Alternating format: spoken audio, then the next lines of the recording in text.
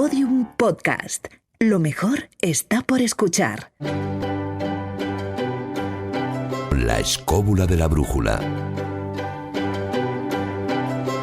Podium Podcast.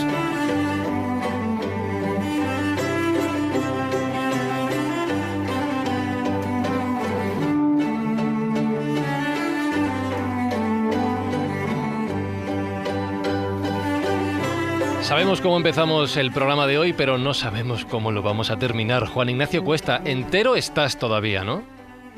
Estoy entero, ¿Estás entero? Y además encerrado. ¿Cómo que encerrado? Puedes irte cuando quieras, ¿eh? No, tampoco... No. Verás, te explicaré. Ay, Dios. Le ha salido una gotera a la de abajo. No, bueno. Y he tenido que correr Bueno. todos los muebles para atrás para que lo Madre. pintaran y lo impermeabilizaran. Esto como primicia, ¿eh? Sí, es una exclusiva de la escóbula. Ti. Porque nos caracterizamos, Marcos Carrasco, por nuestra calidad informativa, sin duda. Efectivamente, además este programa que está lleno de lindezas que hace el ser humano y que hizo, poco arte tiene, pero ya veremos que rebuscando sí que hay un poco de arte en esto. Tengo una duda, Martín Sierra. No sé si el programa de hoy va a ser apto para menores de edad. Para eso estoy yo aquí, Para- para hacerlo apto para menores. Ah, vale, ya no, pues tú vas a ser mi termómetro en este programa, ya, a ver qué tal. No sé, físicamente sí, pero ¿tú crees que Martín va a terminar el programa entero psicológicamente, David Sentinella? A ver, este es un programa que sabemos el número de componentes de la escóbula que lo empezamos, Ujú. pero no el número que lo termina. ¿Es posible que el número de componentes de la escóbula que termine el programa acabe en 0,5, por ejemplo? Jesús Callejo. Bueno, antiguamente hay una leyenda, ¿sabes? Por ejemplo, en la cueva de Salamanca decía que había 7 alumnos que eran los discípulos del demonio. Y como prueba, o como, bueno, un poco como castigo, uno de los 7 se tenía que quedar allí para siempre, Ujú. o bien perdía la sombra.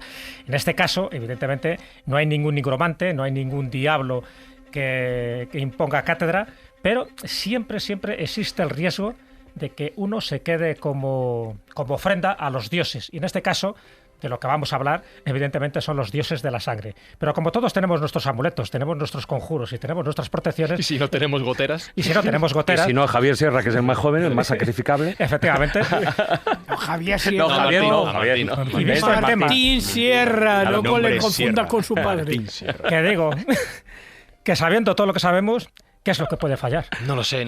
Está Alberto Espinosa protegiéndonos desde la técnica, está Xavi Dorado en la producción, un servidor Fran Izuzquiza con miedo a ver qué pasa en esta escóbula que agradable, creo que no va a ser.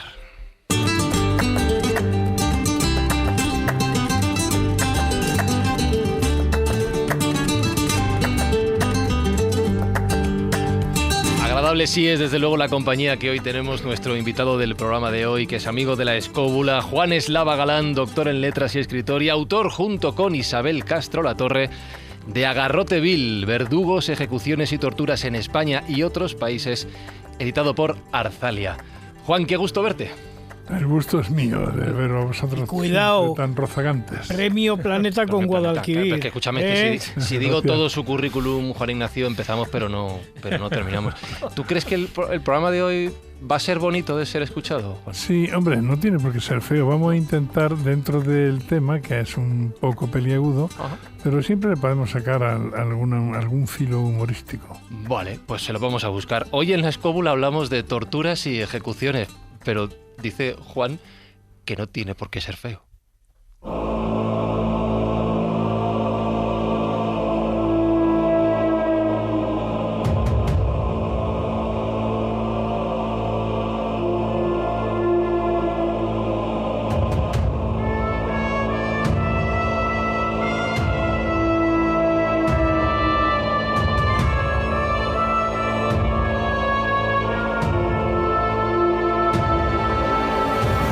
Creo que deberíamos empezar hablando sobre el concepto de la pena de muerte en sí, del cual derivan muchos de los excesos, de las aberraciones de las que hoy vamos a hablar durante el programa y de la naturaleza de la misma idea de la pena de muerte. ¿Tú crees que es algo humano, tan humano como nuestra propia existencia, el querer castigar con lo más duro que puede sufrir una persona, que es la pérdida de su propia vida? ¿Crees que es algo incorrecto, que es una venganza? ¿Haces algún tipo de valoración moral sobre esta idea? Sí, yo lo tengo muy claro. Lo tengo muy claro porque existen estadísticas. En muchos países donde había pena de muerte, después la quitan, ¿no? Cuando la quitan, el número de delitos no crece ni decrece, es exactamente igual, el mismo, ¿no? Aproximadamente. Entonces, eso quiere decir que la pena de muerte no es definitiva en cuanto a contener a la gente de que delincan, ¿no? Pero por otra parte, claro, la pena de muerte tiene un detalle muy negativo y es que es irreversible. De vez en cuando encontramos esta gente, por ejemplo, un negro, perdón, he querido decir afroamericano. Afroamericano, sí. Pues un negro que recientemente estuvo 20 años en la cárcel, acusado de violación, y a los 20 años, por unas pruebas de tipo genético, se demuestra que no ha hecho nada. Claro, si lo hubieran ejecutado como se pedía en un principio, pero le tocó en un estado donde no había pena de muerte, pues eso es irreversible. Los 20 años también son irreversibles, claro, obviamente, ¿no? Pero ahora se puede compensar y que al hombre darle por lo menos una vida agradable los 10 años que le queden, o 15, ¿no? Uh-huh. Estaba pensando en la ley del talión, ¿no? Ojo por ojo, esto es antiquísimo. Sí, es muy antiguo. El código de Hammurabi. Judío. Pero fíjate. Y Hammurabi. Sí, pero es incluso muy anterior, ¿no?, a todas esas leyes mosaicas, porque, a ver, hay que hablar desde que tenemos pruebas. Está claro que desde la época prehistórica posiblemente se ejecutaba de la forma que se ejecutaba, pero no tenemos testimonios de cómo lo hacían, si a pedradas o a garrotazos. Pero desde que tenemos testimonios escritos, y bueno, los que hemos estudiado Derecho, pues es una asignatura obligatoria, pues hay que remontarnos al código de Hammurabi. Estamos hablando del 1700 a.C., ¿no? Y ahí es donde se establece la famosa ley del talión de ojo por ojo, diente por diente. Desde entonces hay muchos tuertos y muchos desdentados, porque claro, al final el que impone esa pena es el que se establece como autoridad civil o religiosa. Claro, es verdad que tenía desde su origen prácticamente como 4 elementos o 4 funciones principales, ¿no? Por una parte es castigar el delito, es decir, bueno, si alguien cometía un delito que se consideraba que era de lesa majestad, pues hay que castigarle. ¿Cómo se le castigaba? Eliminando físicamente al delincuente. Se le ejecutaba, y ahora hablaremos de las distintas formas de ejecutar a alguien, ¿no? Tercera función era una advertencia, una llamada de atención al resto de la sociedad. Si hacéis lo que ha hecho este hombre, vais a terminar como ha terminado este hombre.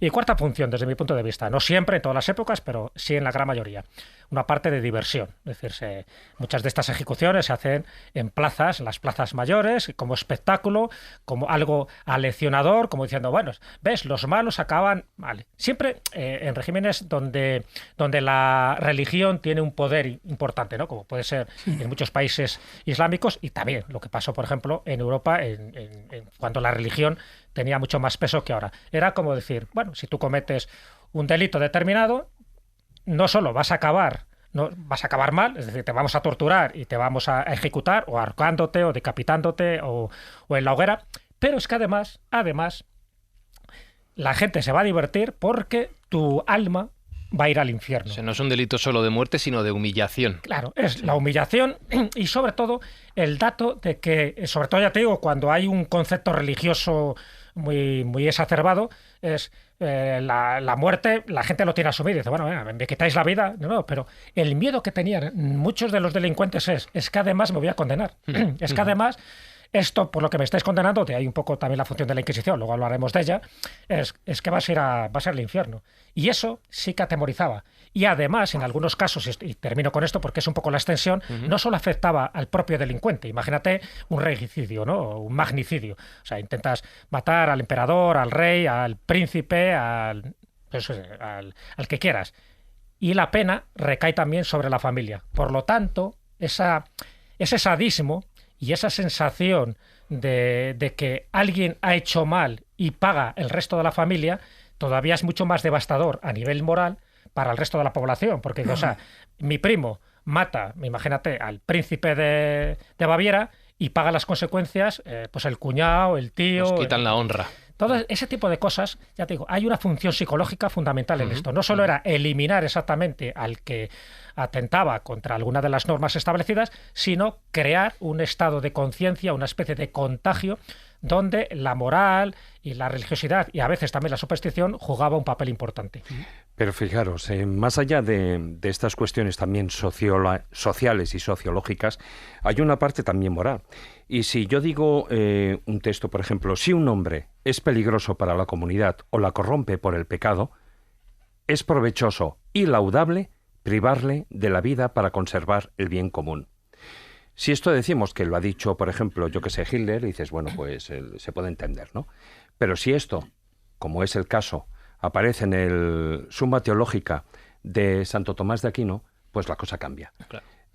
Cuando todo esto, y además no solo es él, es en Rousseau, Hegel, Kant, San Agustín, Pío XII, fijaros que estamos hablando también de gente de... Estoy sacando nombres de la propia Iglesia, ¿no?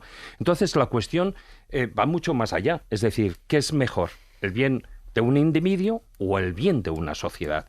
Eso es lo que durante mucho tiempo, ¿no? Y esa es una de las cuestiones que, bueno, pues Juan también ha abarcado en el libro sobre la posibilidad de si es lícita o no la pena de muerte, ¿no? Lo que se ha planteado a la sociedad a lo largo de la historia. Lo que es indudable, Juan, es que a medida, que avanza la sociedad, se está eliminando la pena de muerte, por lo menos en el avance de la democracia. No todas lo hacen. Tenemos el ejemplo de Estados Unidos en algunos lugares, pero sí se tiende a eliminar. No en todos los estados. Claro, por eso. Normalmente a un avance social corresponde la eliminación de la pena de muerte, porque se ve que no tiene sentido, ¿no? Quisiera hacer un par de acotaciones a lo que estamos contando. En la pena de muerte antigua no siempre se condenaban al infierno el que iba. Es más, muchos salvaban el alma porque previamente un confesor los confesaba. Y además, hasta la última ejecución pública, oficialmente pública, que fue en España en 1904, era costumbre dejar que el reo, antes de ajusticiarlo, se dirigiera a la muchedumbre. Normalmente hacían un discurso moral. Normalmente decían, vean cómo me veo yo por mis pecados y por mis delitos y tal, y vayan por la senda recta. Claro, era en vísperas de comparecer en el tribunal divino en el que ellos creían, y por lo tanto tenían que mostrarse especialmente buenos, ¿no? Luego había una institución interesantísima, muy española, que era cuando el niño tenía 8 o 9 años, tú lo llevabas por vez primera, como eran públicas, a presenciar una ejecución. Entonces, tenía allí a tu niño con 8 o 9 años, la primera vez que veía matar a una persona. Y cuando terminaba el acto, le dabas una paliza. ¿Cómo que le dabas una paliza? Sí, como suena. Le dabas una paliza para que no se le olvidara nunca aquello que acababa. Me parece brutal, como nos parece a todos, ¿no? Claro. Pero es que eso ha durado hasta principios del siglo XX, que fue cuando se suprimieron las ejecuciones públicas. Juan. Si no me falla la memoria, uno de los últimos que fueron ejecutados fue el Jarabo Pérez Moris. Sí, en el 58. Efectivamente. Le hablaba de la ejecución pública, ¿no? Con el público. Sí, bueno, Jarabo no fue público, exacto, claro. No, ese no fue público. Marcos. Solo hacer hincapié en eso que ha dicho antes Jesús y lo que habéis comentado, Juan, en el carácter de humillación de la ejecución pública. Y además, que has comentado, Juan, que en 1904 fue, creo, si no la última, y es que aquí era oficialmente, pero es que aquí en Madrid, que se ejecutaba en la zona de la Latina más o menos, es que era una atracción pública, es decir, que hasta se ponían kioscos de churros, de golosinas para los niños. Ese día que había ejecución, los coches de punto, que eran los taxis de entonces, los coches de punto tenían 2 pregones característicos, ¿no? A los toros era cuando había corrida de toros, pues la gente iba, claro, se desplazaban en el coche de punto, elegantemente y tal, las señoras, y luego tenían la otra que era a la cebada. A la cebada era en la plaza de la cebada, donde está ahora el mercado. Aquello era un descampado feísimo, lo describe Pérez Galdós en una de sus obras, y allí era donde se hacían las ejecuciones. Estoy hablando del siglo XIX. Pero es curioso porque realmente a los que se persiguió en España, mucha gente piensa que fueron a las brujas y realmente fueron a los judíos falsos conversos. Bueno, pero eso es otra historia. Claro, depende del momento de la entramos en la historia. Inquisición, Ahora vamos a que ello. se dedica a un capítulo de la Inquisición, claro. pero bueno, estamos hablando un poco de la pena de muerte, Eso en fin, de la finalidad y de la antigüedad que tiene. Yo creo, si tiras un poco de historia, que la pena de muerte prácticamente en todos los países, en todas las naciones, ha estado en vigor, prácticamente en todas. De hecho, ahora mismo, que yo sepa, creo que hay 112 países, es decir, la gran mayoría, que no tienen la pena de muerte, es decir, que se ha abolido por distintas razones, pero se ha abolido. Pero esto es relativamente hace poco. El 70% de la humanidad, no hablo de países, hablo de personas, el 70% están en lugares donde existe la pena de muerte. Claro. O sea, que nos da la impresión, claro, como estamos en un país relativamente avanzado, nos da la impresión de que esto es una cosa de no. No, y tienes razón, porque creo que ahora mismo, por la ONU, creo que hay reconocidos unos 200, no sé si 210, 213, pero bueno, en 112 países de momento, pero claro, esto que parece que es un gran avance, y lo es, evidentemente, hasta 1977, que es cuando Amnistía Internacional a leccionar a la gente, en fin, a decir, cuidado, que es lo que decía Juan, que con esto no conseguimos que haya menos delitos, o sea, que los delitos son los mismos y además podemos caer en el error de que estamos condenando a inocentes a la silla eléctrica o a la horca.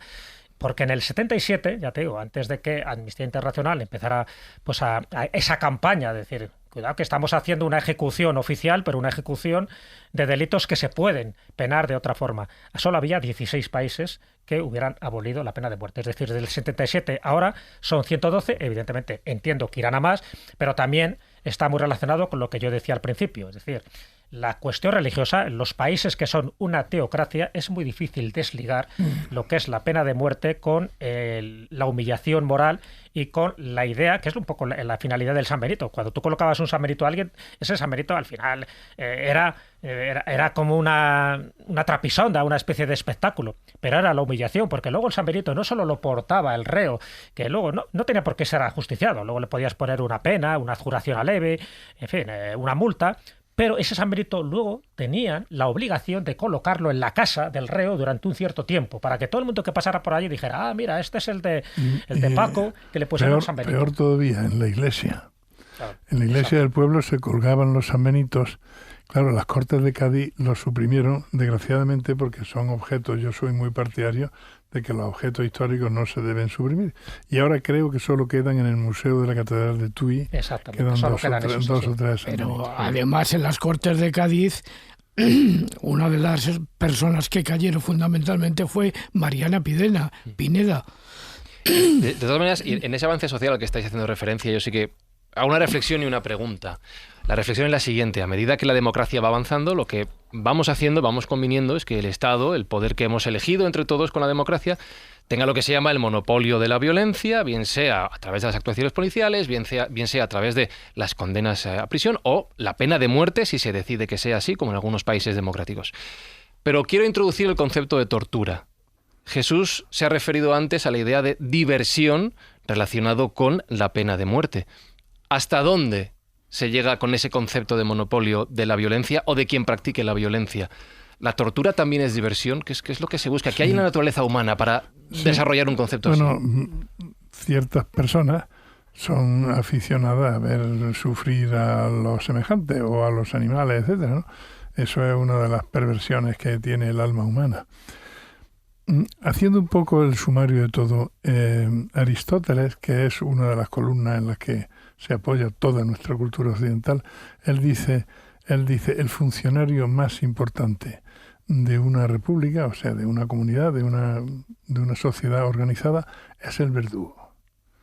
Y el verdugo era el que aplicaba tanto la pena de muerte como la tortura. Tortura que podía ser de dos maneras, ¿no? Podía ser tortura para interrogar simplemente, es decir, que era el interrogatorio mediante tortura, o podía ser como castigo. Entonces eso siempre se ha tenido en claro, ¿no? La tortura va siempre muy unida a la pena de muerte. Martín, ¿cómo vas? De momento bien, ¿no? ¿Qué tal el cuerpo? No, bien. Todavía no hemos entrado en las vísceras. Aún todavía no hemos salpicado sangre. Una de esas torturas y tal que... Ahora vamos a la lista de torturas. Déjame que vea... Antes de mencionar lista de torturas, déjame que Martín me cuente. Lo de la pena de muerte me recordaba que en estos países avanzados del mundo occidental es a partir de ese año, del 77, cuando empieza. Sí. De hecho, no solo eso, es que En Francia, la última ejecución con guillotina, la misma que utilizaban para Luis XVI, fue en diciembre de 1977. Es decir, que había gente viendo la Guerra de las Galaxias en el cine mientras esta última persona estaba siendo ejecutada con guillotina. O sea, que no es tan antiguo como podemos pensar. No. Tengo que avisarlo, que Juan Ignacio tenía ganas de entrar en harina. Vamos a hablar de métodos de tortura y métodos de ejecución, por si hay público sensible, que lo sepáis.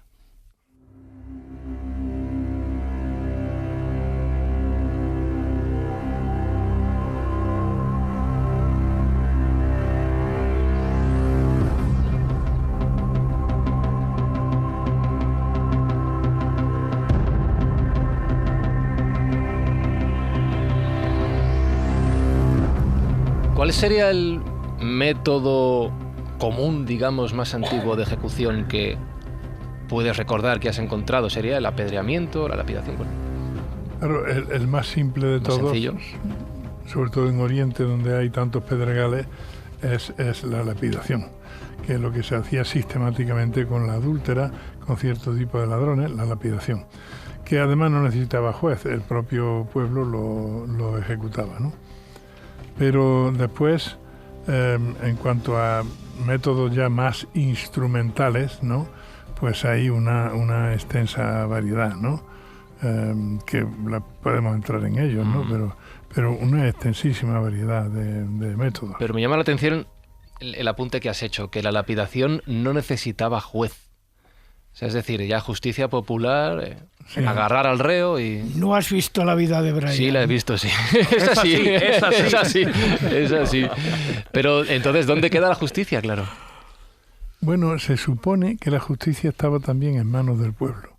Si había delitos que eran tan claros que no necesitaban de juez, pues entonces el pueblo lo aplicaba y era fuente de vejuna. ¿Quién ha sido el pueblo? Entiendo que sería un delito flagrante, claro, que te pillen haciendo algo, claro. Sí, claro, por supuesto. Eran delitos, sobre todo delitos relacionados con la religión, ¿no? Es decir, si una persona soltaba en un contexto mosaico o en un contexto islámico, soltaba una imprecación contra Dios, pues no hacía falta que el juez dijera nada, ¿no? Claro. Así que, Y es un método básico y con algo que todos tenemos muy a mano en los campos, que son las piedras, pero no por ello deja de ser menos sufrido, menos doloroso. Entiendo que habrá casos y casos, pero a mí me suena como método, yo no lo elijo. Había normas, sí. La piedra tenía que ser fácilmente abarcable con la mano. Ajá. Y estaba prohibido arrojar piedras que de solo una pedrada muriera el reo. O sea, que estaba rebuscado para que el reo sufriera. Sí, porque cuando está en el suelo tal, que en el suelo van casi siempre rápido, pues no está bien visto, pues acercarte con un mampuesto y aplazarle la cabeza. Se acaba la diversión. Tienen que ser piedras razonables. Es que uno de los atractivos que tenía la tortura es que el reo muriera lo más lentamente posible, que durara mucho más, porque en fin, la gente quería ir a divertirse. Claro, era un espectáculo. Si moría la primera de cambio, pues la gente se sentía estafada. Claro, Otro, venga. que es un poco lo que pasaba con la guillotina durante la Revolución Francesa. Morían muy rápidamente, lo que pasa es que, bueno, como había una ristra ahí de reos para ser guillotinados, no pasaba nada, ¿no? Pero el día que había solo 10 ejecuciones, era aburrido. La mitad de las señoras, que eran las señoras que cogían sitio desde las 6 de la mañana y se ponían a hacer calceta.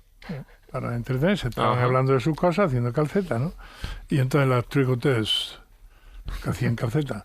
Entonces, el día que había menos de 10 ejecuciones, ese día no se molestaban en levantarse. Con el montoncito de piedras ahí al lado preparadas, ¿no? No, pero, a ver, sí que hay una cosa que me gustaría dejar claro, y es que al principio todo el tema de las ejecuciones de ese tipo, o lo que podría ser más allá de la ejecución popular, ¿no?, que vendría centrada en una persona, hemos estado hablando del tema de verdugos, ¿no?, como aparece en el subtítulo del libro, en un principio eso estaba destinado más al tema religioso, es decir, normalmente eran los sacerdotes los que lo realizaban, y ese tipo de ejecuciones no dejaban de ser sacrificios en gran medida, ¿no? Ya es en un momento en el que se desacraliza esa parte o se deja de utilizar digamos, el reclamo de dar la vida por un dios o por los dioses, etcétera, cuando ya se convierte en un oficio, deja de ser un sacerdote y es una persona. Ya veremos qué tipo de persona y por qué esa persona determinada, en cada lugar tienen sus razones, la que se convierte como una especie, como un oficio. Ahí es donde surge realmente la figura del verdugo, ¿no? Digamos, del asesino oficial. ¿Cuál es el método que querías mencionar, Juan Ignacio? Quería mencionar un cuento de Edgar Allan Poe que perfectamente conoce Juan Eslava Galán, que es El pozo y el péndulo y tal, que es un método de tortura terrorífico y tal, porque es que poco a poquito la cuchilla va bajando, y el pozo va subiendo del agua. No ha existido. Yo desde que publiqué el primer libro sobre verdugo, hace ya 40 años, desde entonces he viajado mucho por el extranjero y siempre donde había un museo de la tortura. Lo he visitado también pensando que quizá en el futuro escribiría un libro como el que tenemos aquí delante. Y por placer, Juan. Y por placer. Bueno, no, y también del museo. Cuando estás metido en el tema ya te interesa ver cómo lo han. Bien, el 99% de los instrumentos que aparecen en los museos son falsos. Sí. Y luego el 70% de los sistemas de ejecución que aparecen en los museos nunca se han utilizado. Cuando hablan tanto de la Inquisición, después veremos, aquí siempre hemos sido muy simples en la cuestión de las torturas. De Pirineos para arriba han sido más rebuscados, ¿no? Pero es así, ¿no? El estro popular, todo el mundo piensa en cosas muy retorcidas y tal. Y casi todo era mucho más. Tienes razón. Hay, por ejemplo, dos elementos o dos instrumentos de tortura que se exhiben prácticamente en cualquier museo de la tortura, desde San Petersburgo, el que tú conoces bien, hasta el de Toledo, que por cierto, el cuento de Edgar Allan Poe, el del pozo y el péndulo, está ambientado en una de las mazmorras de Toledo.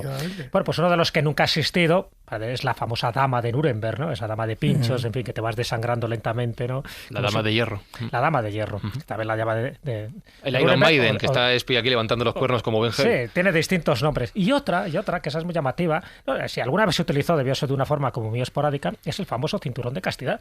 Eso que decía, ¿no? Que el caballero, en fin, templario, que iba a las cruzadas, pues para que la mujer no tuviera ningún devaneo y ningún adulterio, pues le ponía ese cinturón de castidad, donde creo, Juan, que muy poco se usó. No, completamente falso. Claro, totalmente. Falso. Se encontró bueno, aquí no hay ningún menor de edad. Se encontró en un museo, en un cementerio austriaco, se encontró una dama, el sepulcro de una dama, y tenía puesto un cinturón, la muerta. Probablemente la invención del cinturón fue para evitar que los sepultureros violaran a los cadáveres. Probablemente, ¿no? Pero eso no ha existido nunca, que un señor le pusiera con un candado, no fiándose de la dama, entre otras cosas porque las damas siempre han sido más listas que los caballeros y sabían darle la vuelta a aquello y sobraban cerrajeros. No, y además hubiera muerto de una infección. Hombre, hay un trozo de hierro durante meses. Ya sabes lo que dice la canción del nuevo Mester de Juglaría. Y la niña, que es mucho más lista, una brelata se fue a comprar. Pero decías, Juan, que en España los métodos de ejecución habituales eran mucho más simples que al otro lado de los Pirineos. Aquí, ¿qué era lo más común? Entiendo que la hoguera... Mira, durante mucho tiempo, hasta prácticamente el siglo XVIII, dependía, como en todo en la vida, dependía si eras noble o si no lo eras. Si eras noble hidalgo, entonces te degollaban. Y si no lo eras, te ahorcaban. Claro, tenemos que hablar de las diferentes formas de ahorcar a una persona. Sí. Que está la forma de ahogar y la forma de romper el cuello, si no me equivoco. Sí, que siempre era... antes de que un benemérito verdugo inglés en el siglo XVIII se inventara la caída larga, que se trata de hacer el cálculo. Los ingleses son muy aficionados a regular las cosas, y en todas las prisiones inglesas donde se ejecutaba, ya no se ejecuta, había unas scales, es decir, un documento, ¿no? Un documento donde ponía el peso del reo y la longitud que tenía que tener la cuerda para asegurarse dos cosas. Una, que se rompiera el cuello, con lo cual la muerte era instantánea, poniendo el nudo, no sé por qué, siempre debajo de la oreja izquierda, como lo vemos en el cine, en las películas del este, siempre lo ponen debajo de la oreja, no sé por qué, pero esa era la norma, ¿no? Y en segundo lugar, había que calcular también eso, la longitud de la cuerda y el tamaño de la cuerda, porque a veces, si la caída era demasiado larga, se decapitaban y se quedaba la cabeza arriba. Y no querían manchar. Claro, por ejemplo, el caso de Tomás Moro, fue decapitado, igual que Ana Bolena. Claro, sí, porque esa era la muerte de los nobles. Sí, claro. Los nobles se decapitaban a hacha o a espada, y en España también ha habido decapitaciones a espada o a hacha, pero sobre todo aquí se hacía a cuchillo. Y la noble, que no tenía esas posibilidades, eran ahorcados, entiendo que, bueno, calculado no, porque decías que no existía todavía el método, pero eran colgados hasta ahogarse, que sí, es mucho peor. Podían estar media hora, pero para eso estaba la familia providente. La familia, el verdugo tenía un sueldecito apañado, pero poco, ¿no? Es decir que, pero luego tenía muchos gajes. Uno de los gajes del verdugo era quedarse con el material, con el traje, los zapatos, lo que llevara el reo, ¿no? Hay un caso en la Revolución Francesa que el verdugo le está tirando de las botas a un noble, a un aristócrata, y dice, espérate, son 5 minutos y ya me las quitarás, no hay ningún problema. Entonces, tenía esos gajes, pero también la familia o los amigos del reo le daban un dinerillo para que lo hiciera más rápido. Y para hacerlo más rápido, lo que hacían era, entonces la horca no era como nosotros creemos simplemente un palo como el juego vertical. del ahorcado, lo que vamos dibujando, sí, ¿no? No. Una percha que cuelga. Era una portería de fútbol, para entendernos. Era como una portería y ahí se ponía una escalera de mano. Entonces, por la escalera subían, de peldaños muy anchos, subían el reo y el verdugo, al mismo tiempo, el verdugo asistiendo al reo. Y cuando llegaban a cierta altura, a la altura donde estaba la soga, entonces el verdugo todavía pasaba 2 peldaños más arriba, le colocaba la soga a este tipo, lo empujaba, y cuando el otro estaba pataleando, entonces, según la propina de la familia, el verdugo se lanzaba al vacío, se tiraba encima. Por eso dice Quevedo, murió de encabalgado, porque el verdugo te cabalgaba, ponía como una sus piernas en torno a tu cuello para tirar, para hacer peso, porque cuanto más peso hubiera, antes moría el reo, ¿no? ¿Y cuánto tiempo puede tardar en morir una persona Hombre, ahogada? si tienes suerte, te rompe el cuello también el procedimiento, pero si no tienes suerte, pueden ser 20 minutos, así que...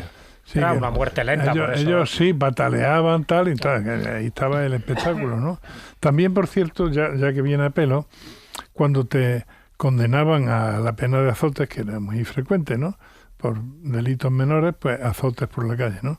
Pues también te zurraba la familia o el interesado, le daba una propinilla al verdugo para que no diera los azotes demasiado.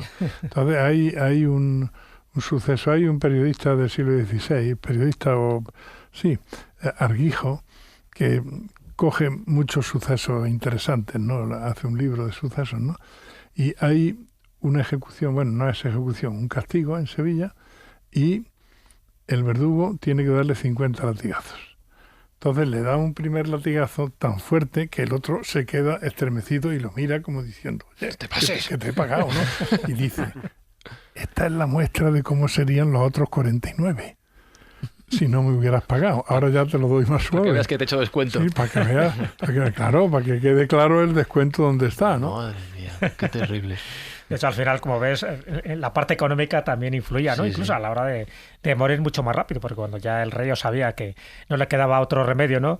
Que rendir cuentas al Tribunal Supremo, pues a veces el que se pagara mejor al verdugo, por ejemplo, estoy hablando de decapitaciones, es que las decapitaciones parece que era un método rápido, pero si el verdugo no era muy hábil, o sea, tardaba muchísimo en morir porque no le daban el cuello, le daban una oreja, le daban una parte del cráneo, se levantaba el reo porque, claro, estaba dolorido y se levantaba, le tenías que volver a colocar la cabeza. Es decir, que a veces las decapitaciones eran mucho más grotescas y más ridículas de lo que nos podemos imaginar, que pensamos que era de un tajo.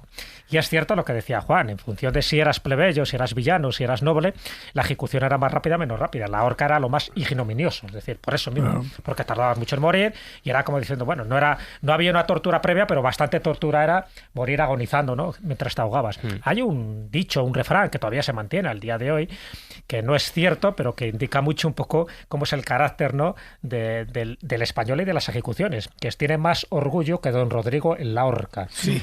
Don Rodrigo en la horca se está refiriendo a Rodrigo Calderón, que era el valido del valido de Felipe III. Al que curiosamente no lo ahorcaron porque era noble. Exactamente. Entonces, lo ese es un degollaron. dicho falso, porque él, como noble, nunca pudo haber muerto ahorcado. Es verdad que fue como muy orgulloso, tuvo una muerte, bueno, más o menos digna, pero le degüellan, que era una forma muy rápida de morir. Pero si no hubiera sido por eso, nada. En la Plaza Mayor de Madrid, cuando tú vas, sabes que era un lugar también de ejecuciones. Bueno, también había espectáculos públicos, había corridas de toros, había poco de todo, ¿no? Pero había distintas ejecuciones. Y en función, si estás enfrente de la Casa de la Panadería, o enfrente del consistorio, enfrente tal, la ejecución era distinta. En unos sitios te ahorcaban, en otros sitios te degollaban, en otros sitios te hacían cualquier otra trapisonda. Menos quemarte, porque nunca se quemaba en plazas públicas por una razón. Porque olía.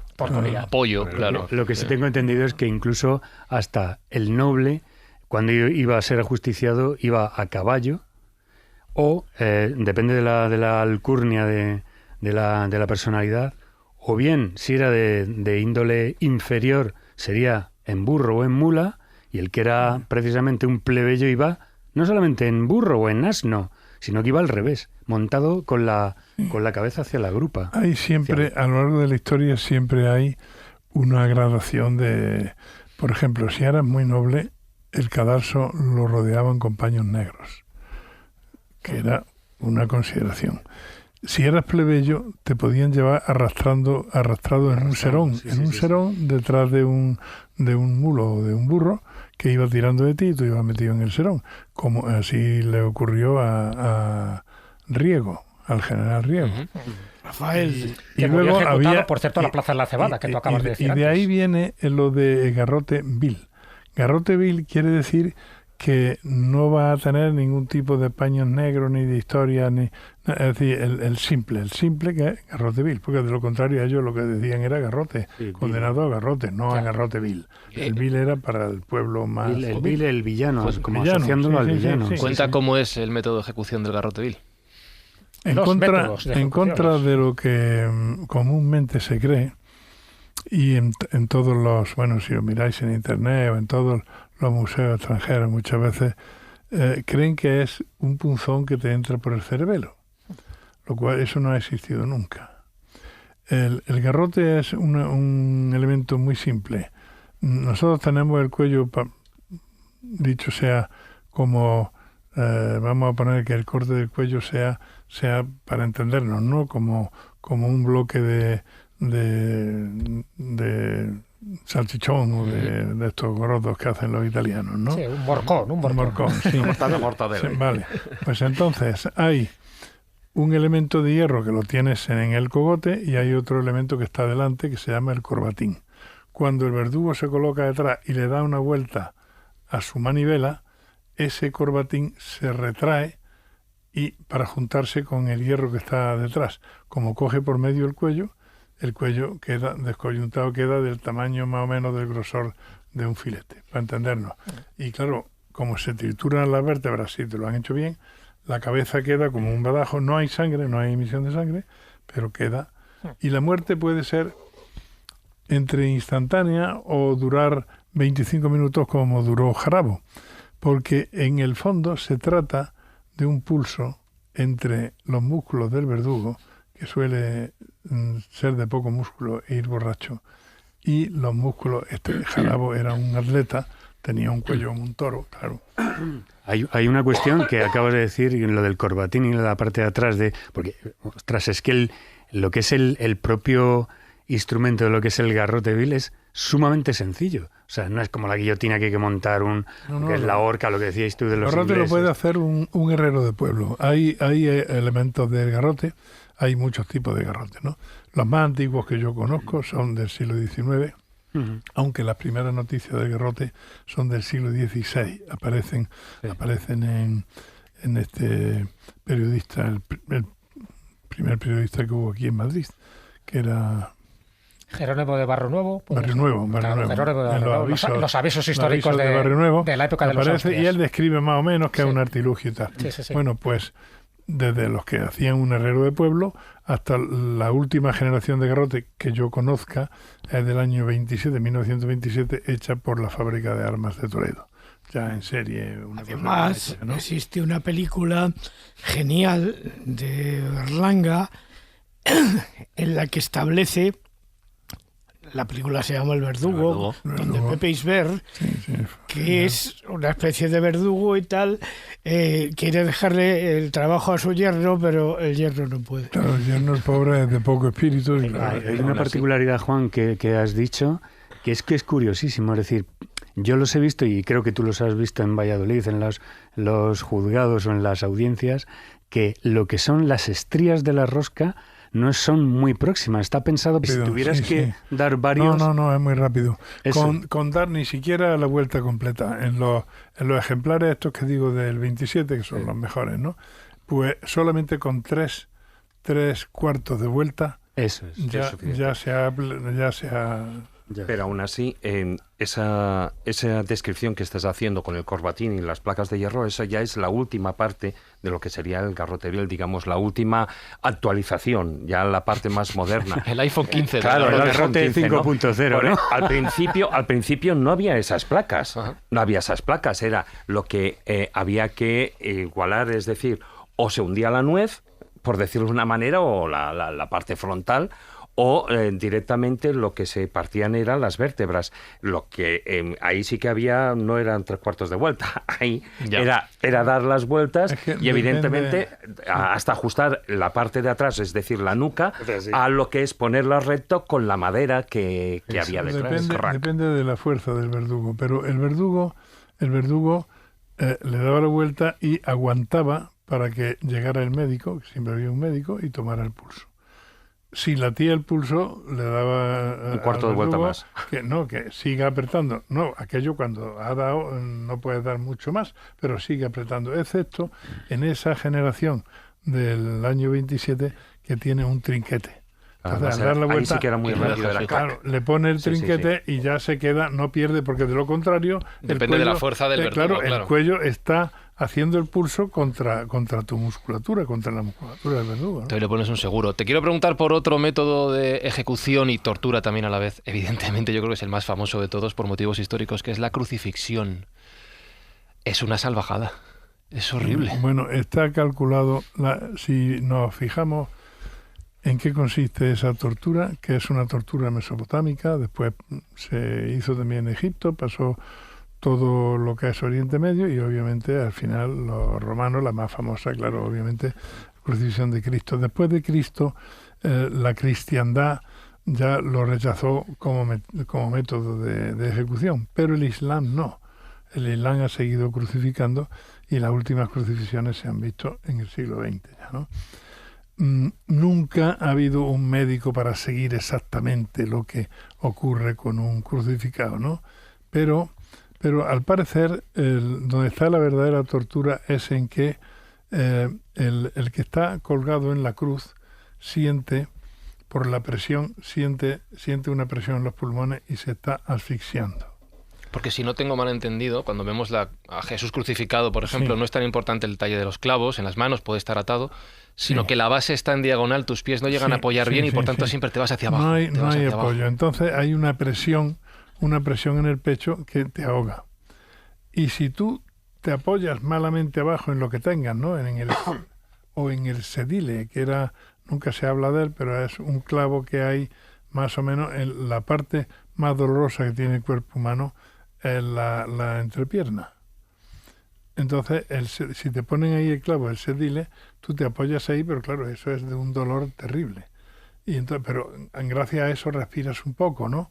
Y cuando ya no puedes aguantar el dolor, pues claro, te quitas el sedile, con lo cual vuelve otra vez a la asfixia. Entonces se va se va intercalando el dolor del sedile con la asfixia hasta que ya realmente está tan agotado. Sí, ahí hay una explicación anatómica que son los músculos serratos anteriores y posteriores que están continuamente distendidos hacia arriba. Claro. Con lo cual, si tú miras el movimiento de la respiración, esos músculos serratos son los que hacen que tus pulmones y el diafragma se vaya ventilando, ¿no? Pero claro, al estar en una sola posición y con esos pies, como tú dices, te produce la asfixia. Sí. La lanzada en el pecho, que no es en el corazón, sino en los pulmones, es una especie de brutal neumotórax que te hacen para prolongarlo, no sé, un minuto más o...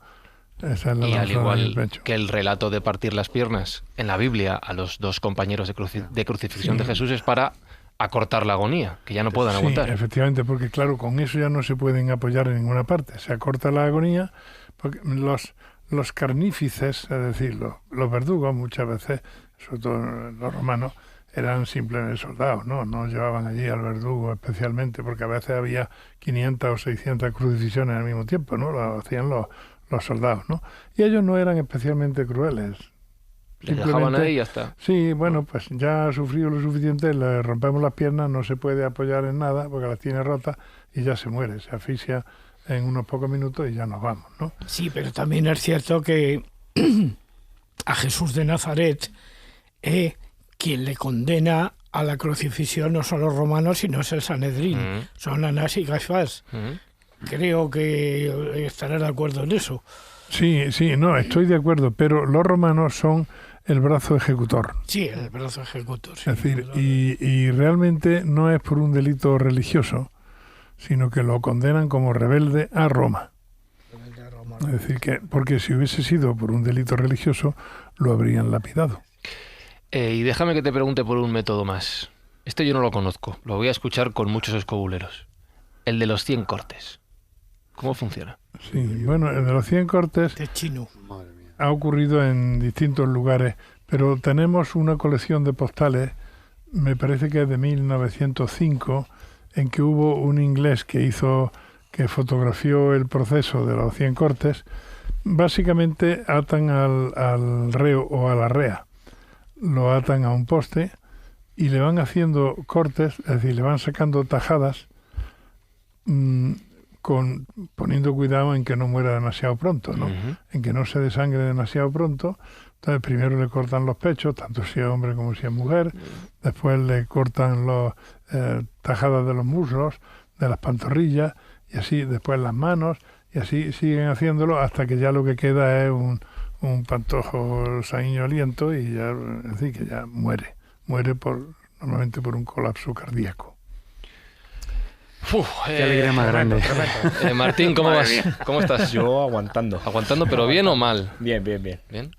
Mejor que los pobres de la crucifixión. Sí. De todas formas, si esto es duro, hay un sistema de ejecución. Hay uno peor. A ver, yo no sé si hay un ranking de cómo morir de forma más lenta, lo cual eso también indica un poco el sadismo del ser humano, ¿no? Que es capaz de lo mejor y de lo peor. Y a la hora de torturar y de matar, desde luego la imaginación es tremenda. Y no solo de los chinos, que siempre se habla de las torturas chinas, sino yo creo que no hay país, no hay civilización que no haya ideado desde los métodos más escabrosos, más lentos, más agónicos. Ya no hablo del toro de Falaris, por ejemplo, te cuecen ahí vivo, no te meten ahí en un toro de bronce. El toro de Falaris nunca existió. Es una invención, hay muchos que son invenciones, ¿no? Hay otro que no es una invención, yo creo que debe ser peor que el toro, ¿no? Consiste en meter al reo primero desnudo, lo untan de miel, le dan a comer algo para que le provoque una diarrea y lo meten entre dos artesas que atan, dejando fuera las extremidades y la cabeza. Y así lo dejan para que se lo coman las larvas y los gusanos. Se lo coman vivo, ¿no? Por lo visto hay un caso en el que duró 17 días. Madre mía. Sí, hay un caso que cuenta Plutarco, ¿no? Cuando el rey persa, parece que se le atribuye esta especie de tortura, pero tortura tremenda, ¿no? Porque imagínate ahí meterte entre dos artesas y que te vaya devorando los mosquitos, las larvas, porque directamente por las deposiciones y todos los excrementos que hay en el interior. Creo que lo hace Artajerjes II, ¿no? A Mitrídates, pues como una de las formas de tortura más agónicas de las que podéis imaginar. O sea, que en ese sentido la imaginación es tremenda. Pero bueno, me refería a uno en concreto que me gustaría, Juan, que lo detallaras, porque está muy asociado a un personaje histórico que luego dio lugar a un personaje literario que es Drácula, y está asociado a Vlad el Empalador, y me estoy refiriendo al empalamiento. Creo que si se hacía bien y había verdugos que lo sabían hacer muy bien, eso duraba días. Sí, bueno, depende. El empalamiento, que empieza, sobre todo tenemos muchos ejemplares asirios en el Museo Británico, vemos los empalan por el ombligo. Claro, eran empalamientos masivos, ¿no?, de todos los prisioneros, pues entonces le metían una especie de lanza por el ombligo y lo dejaban colgar para que con su propio peso se acabaran de clavar. Después había otro empalamiento que era por la vagina o por el ano, con una cosa más fina y tal, y esto se ha estado practicando en todo Oriente Medio, y de hecho muchos de los documentos que nos hablan del Infelix Crux y todo esto de Roma, no estamos muy seguros de que no sean empalamientos. Es decir, que los empalamientos los romanos también empalaban, ¿no?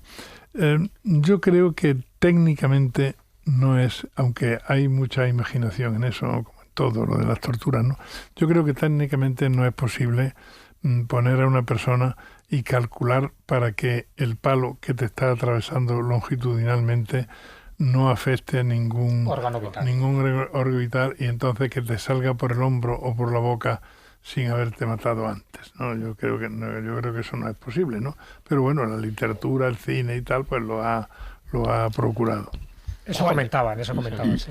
Y esa leyenda, Juan, de que a veces se le torturaba dándole a beber plomo fundido y cosas así, ¿eso es cierto o no es cierto? Bueno, sí, se han dado casos, pero eso no son ya torturas, sino métodos de ejecución. Métodos de ejecución, por ejemplo, creo que hay un caso en uno de los conquistadores españoles, no recuerdo ahora el nombre, en que le vierten por la boca oro fundido. Pero bueno, eso es un método de ejecución. Obviamente nadie sobrevive a eso, ¿no? Normalmente se hace con plomo, que es el metal más fácil de fundir. Y más barato. Y se ha hecho mucho en Oriente. Sí.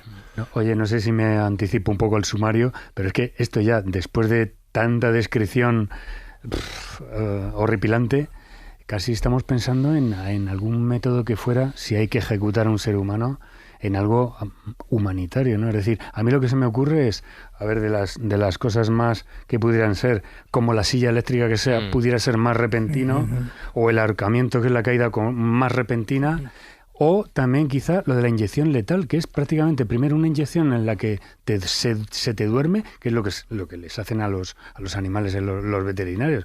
Primera inyección de dormir, de dormir al anestesia. Sí, de anestesia, y luego la inyección letal. De hecho, que estamos hablando de un sí, realmente, proceso. Si nos fijamos, en el siglo XVIII hay diversos tratadistas, que es la Ilustración, diversos tratadistas que admiten la pena de muerte, pero piensan que no puede ser tan terrible, ni tan pública, ni tan sangrienta, ¿no? Y entonces, 3 países civilizados de Europa, cada uno inventa un sistema de ejecución más rápido y más piadoso. Uno de los métodos es el francés, la guillotina. La guillotina, que ya estaba inventada hacía tiempo, pero no la habían aplicado nunca. Entonces la dinastía de verdugos Sansón, que ejecutaban a espada, aceptan la guillotina porque es la gran solución. Una guillotina no falla nunca, absolutamente nunca. Entonces, pues es perfecta, ¿no? Los ingleses, que tienen la horca, tienen la horca también para los villanos, hay que decirlo, para los plebeyos, ¿no? Si no es la decapitación. Los ingleses inventan la caída larga, esto que explicamos al principio, de que teniendo en cuenta el peso del reo, la longitud de la soga, rompe el cuello. Y los españoles, paradójicamente, ya estaba inventado, pero en 1834, me parece que es, cuando se impone para todo el mundo, se impone el garrote. Como ya no hay degollación y tal, para seguir distinguiendo a los nobles de los que no lo son, entonces se ponen las gualdrapas negras, toda esta historia, pero ya garrote.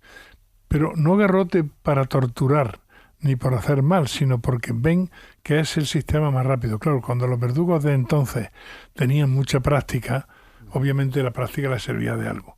Cuando fueron perdiendo práctica, esa muerte horizontal que depende de la fuerza del cuello y de la fuerza de la musculatura del verdugo, empezó a haber fallos. Claro. Y en la última generación de verdugos, que es la del año 48, 1948, pues claro, estaban desentrenados, aparte de que eran borrachos, eran pobres. Y incluso lo que dices tú en alguna ocasión, no sé si lo he leído en uno de tus libros, que es que incluso estaba mal pagado y que la gente quería, bueno, pues sí, hacía un poco la cobra, ¿no? No, esta gente, de hecho, uno lo habían expulsado de la Guardia Civil. Estoy hablando de la última generación de verdugos, ¿no? Uno lo habían expulsado de la Guardia Civil y era un pirado que además creía que aquello para justificarse lo inspiraba Dios, ¿no? Ya. Y entonces el tipo además suplía el sacerdote que tiene que estar al lado le quitaba el papel al sacerdote y empezaba a hablar de Dios y tal, y claro, el sacerdote, el capellán de la prisión no tenía nada que decir, ¿no? Claro. Y luego había otros dos, que los dos eran extremeños, este era sevillano, los dos extremeños eran dos delincuentes habituales, a los que los propios policías que los conocían le dijeron, oye, mira, tú no has salido en el boletín oficial una plaza de verdugo, ¿a ti no te interesaría? ¿No? Yo, si me pagan, la solución de uno. No, si me pagan, yo hago lo que me manden. Entonces, bueno, pues venga, esto, ¿no? Pues, es decir, eran pobre gente. Ahora que hablas de este papel del mercenario, del verdugo, vamos a llamarlo así, y que Marcos hacía la referencia a la humanización, a estos métodos, y a las ideas que con el tiempo hemos ido desarrollando sobre estas prácticas, tendemos a pensar que es algo de hace siglos, milenios, pero ya habéis hecho varias referencias al siglo XX y por desgracia no lo es. Vamos a viajar con una compañera que creo que nos puede contar cosas de finales del siglo XX y por desgracia del siglo XXI, de plena actualidad.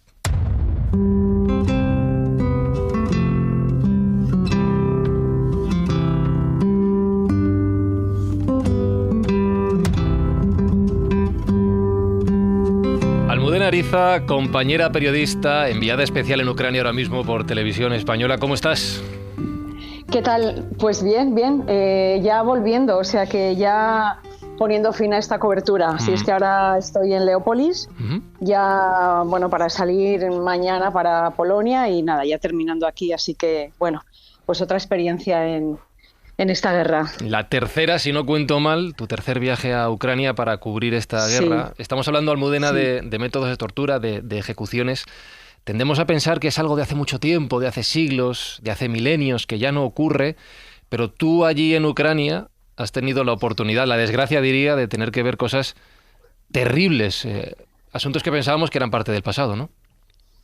Bueno, aquí de hecho hace tan solo unos días un nuevo informe de Naciones Unidas ha vuelto a hablar del uso generalizado y sistemático de la tortura por parte de las fuerzas rusas contra, pues por ejemplo, personas acusadas de ser informantes del ejército ucraniano.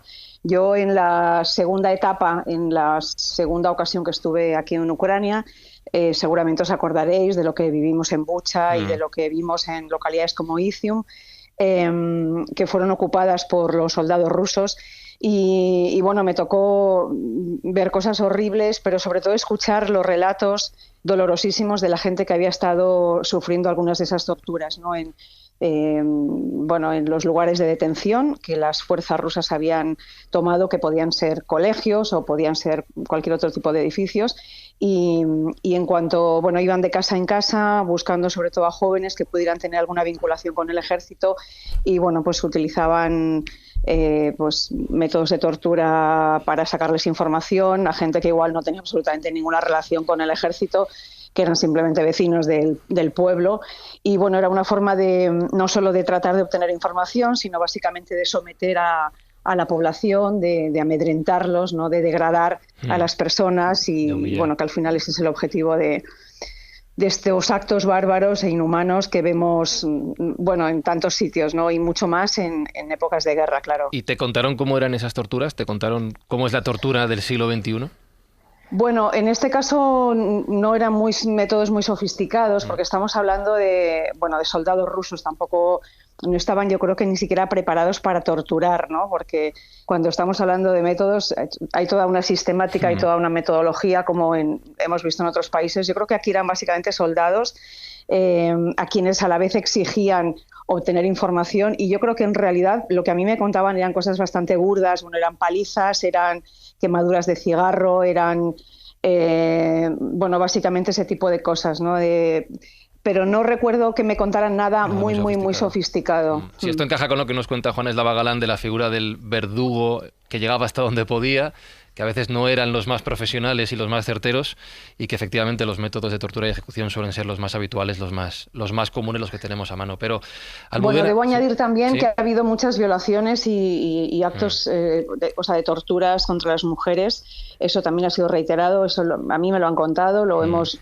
lo están constatando y lo están investigando expertos de organismos internacionales.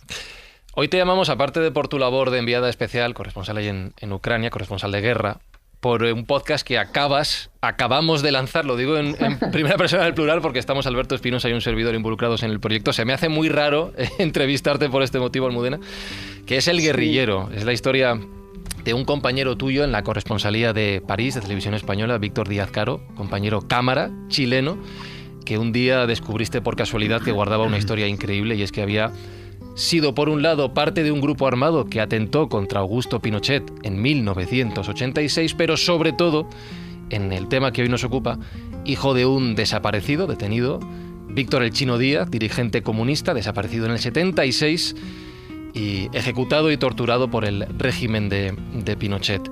Y escuchando el podcast, el testimonio de Víctor, pudimos oír de primera mano, y junto con otro de los personajes clave, Jorgelino Vergara, cómo eran esas torturas, Almudena, y nos habla de el proceso de deshumanización por parte de los torturadores a sus víctimas, incluso también de la psicopatía de la gente que aplicaba esos métodos. Son cosas terribles.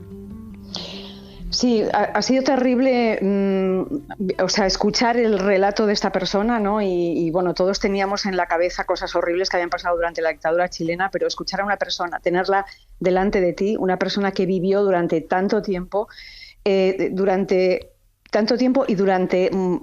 todo el día, en todo ese tiempo, porque él prácticamente vivía en ese cuartel Simón Bolívar, que no solo era un centro de torturas, es que era un centro de exterminio. Cuando hablamos de exterminio es que solamente hubo una persona de las decenas y decenas de detenidos que entraron ahí, solo una persona salió con vida. O sea, ya nos podemos imaginar la crueldad, el sadismo que había en ese lugar. Pero yo también recuerdo, hablas de la deshumanización, pero recuerdo haber conversado sobre todo esto por ejemplo, con Javier Rebolledo, un periodista que ha investigado también el tema de las torturas, que habló mucho también con Jorgelino Vergara. Y él decía que en realidad nos imaginamos al torturador como un sádico, como un malvado, pero en realidad son personas, en cierto modo, podemos decir normales, pero que padecen o sufren o aceptan una especie de disociación de la personalidad. En realidad pueden ser seres humanos aparentemente normales, funcionarios, como eran en este caso agentes de la DINA en el centro Simón Bolívar, pero que en realidad se convierten en monstruos. Y algo así recuerdo que me dijo Jorgelino. Él decía, yo es que cuando llegué allí no veía monstruos, eran funcionarios que de pronto se convertían en monstruos, pero que igual salían de allí y eran padres de familia que iban a recoger a sus hijos al colegio, ¿no? Esto es lo que realmente a mí me descolocaba mucho también de la personalidad de esos torturadores, tal y como me lo relataba Jorgelino. Bueno, también a lo largo de la historia, Almudena, ha habido casos en los que se ha utilizado a la gente que tenía ese tipo de tendencias precisamente para blanquear las torturas o incluso los asesinatos. Sí, totalmente. Ya os digo que yo en el caso de Jorgelino, bueno, hay que hablar de muchas más cosas. Si tú también lo sabes, Fran, porque has escuchado las grabaciones, has hecho el guión, es decir, que hemos oído mucho de eso, de las personalidades de esos torturadores, que por otra parte hay que decir también que muchos de ellos estaban drogados, parece que consumían coca de una manera habitual, no sé si también bebían, bueno, en realidad también creaban, digamos, una atmósfera propicia para que esas torturas, ¿no?, transcurrieran como una especie de rutina diaria. O sea, lo asombroso, por ejemplo, de este caso, de lo que nos contaba Jorgelino, es que había una rutina, había como un horario, es decir, que...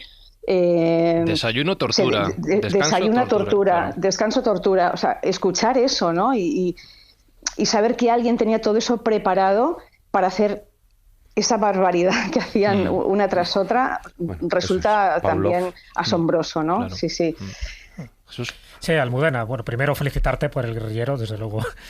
Es uno de esos podcasts, ¿no?, que te deja estremecido, pero bueno, que forma parte, ¿no?, de la historia relativamente reciente, porque tiene mucho que ver con Pinochet hasta que él fallece. Pero lo que se escucha, y además esos testimonios de viva voz de los que han sufrido, ¿no?, y han sido protagonistas de estas torturas, de estas peripecias, de estas aventuras, algunas, en fin, no tan dramáticas, pero sí que hay como una constante en estas torturas, ¿no?, tanto en Víctor Díaz como en Jorge Lino, y es, por una parte, la toca, o sea, que es algo que, en fin, que se viene ya utilizando desde hace muchísimo tiempo, que es meter un trapo, ¿no?, en la garganta y llenarlo de agua para producir un ahogamiento continuo, y por otra parte son las corrientes eléctricas, ¿no?, que se da por distintas partes del cuerpo y sobre todo en los genitales. ¿Esas son las que tú más has visto, las que más proliferan? Bueno, yo recuerdo haber oído también, no sé si, ahora no recuerdo si fue Jorge Lino, pero por ejemplo en Chile parece que también con las mujeres se utilizaba introducir ratas vivas por la vagina, creo recordar también. Bueno, recuerdo también algo horrible que nos contó Jorge Lino, y era como a una prisionera acabaron matándola a sartenazos y estaba embarazada, o sea, eran golpes que le daban en la barriga. Violaciones cometidas por perros. Creo recordar también que Rebolledo me habló de que obligaban a detenidas a mantener relaciones sexuales, incluso en una ocasión creo recordar de un caso con su padre y su hermano, que estaban también detenidos. No sé, yo creo que no recuerdo más detalles, pero yo creo que cosas a veces se dicen, ¿no?, que desbordan nuestra propia imaginación, ¿no? O sea, va más allá de lo que cualquier persona puede imaginar. Todo eso ocurre en este tipo de centros de tortura. Bueno, y Almudena, no olvides que a Víctor Jara le machacaron los dedos para que no pudiera seguir tocando la guitarra. Sí. Sí, hay casos, en el podcast se describen otros métodos de tortura.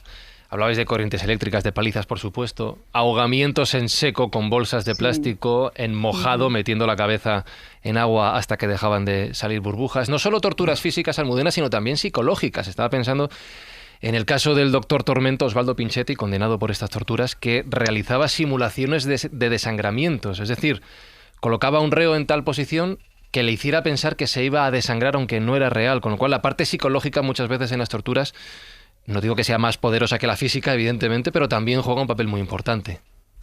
Sí, absolutamente. La falta de sueño también, la privación de sueño.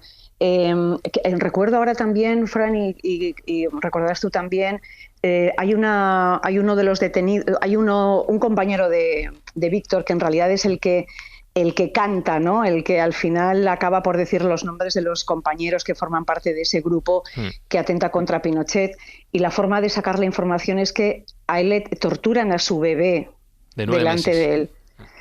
Entonces, ante eso, o sea, ¿quién no se derrumba y quién no es capaz de decir cualquier cosa, ¿no? Yo creo que...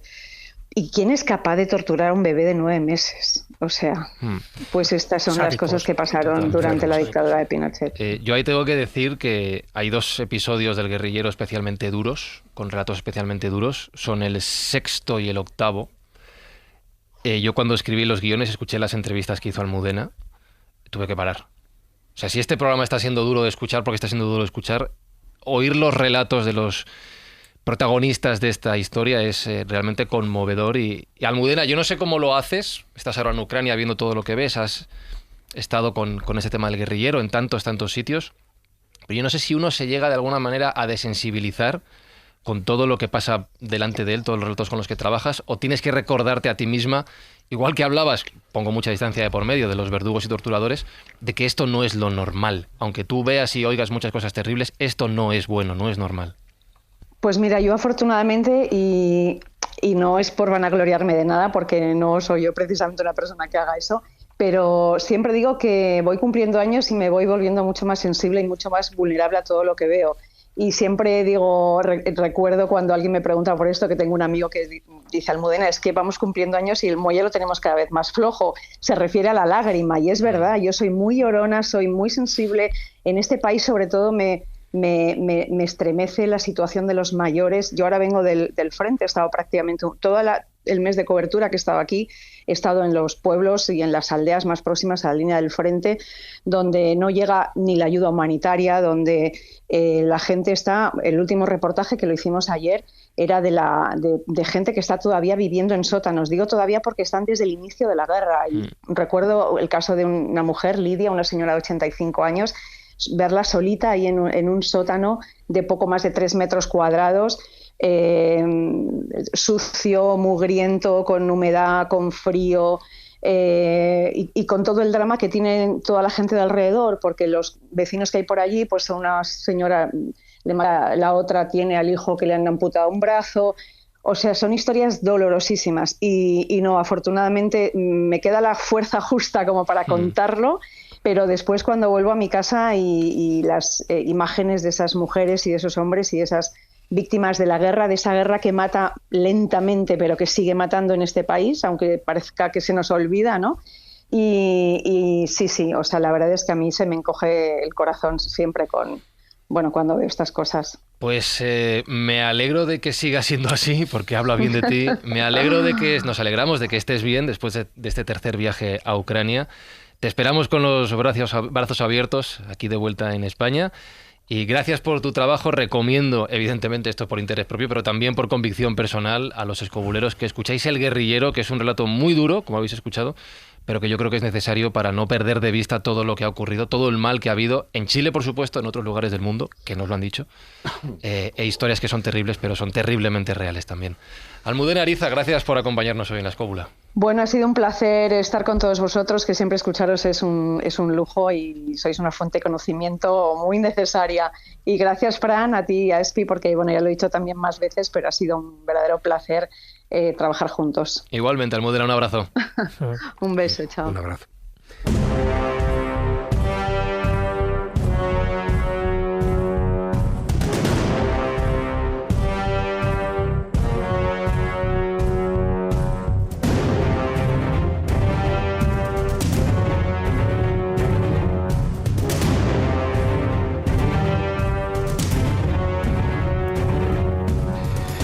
Fíjate, Fran, bueno, fijaros que lo que estaba comentando precisamente Almudena, a medida que la estaba escuchando, el tema de desayuno, paliza, cena, paliza, comida, paliza, eso es algo que ya hay una base científica, aunque dramática, sobre ello, que es el condicionamiento. Alberto Espinosa. Paliza no, tortilla. Es el condicionamiento Pavlov. Totalmente. ¿No? Precisamente que hizo Pavlov con el tema del perro, ¿no? Y bueno, toda la teoría que surgió a partir de ahí, ¿no? Pero a mí me gustaría quitar un poquitín de hierro después de ver todo el tema de las torturas y como decíamos al principio, Juan, y también porque está Martín y ya tiene el nivel de... ¿Cómo vas, Martín? ¿Cómo estás? De sangre en ojo alto ya. A mí me gustaría abarcar dos temas que me parecen curiosos para lo que era, bueno, a lo largo de la historia.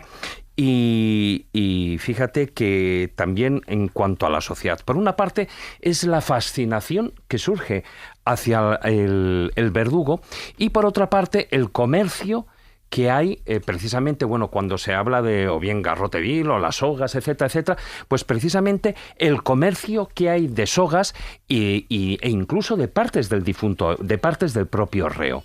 Entonces, a mí me llama la atención porque, bueno, ya desde la Edad Media, ¿no? Pues, por ejemplo, se empieza a comerciar con sogas del ahorcado.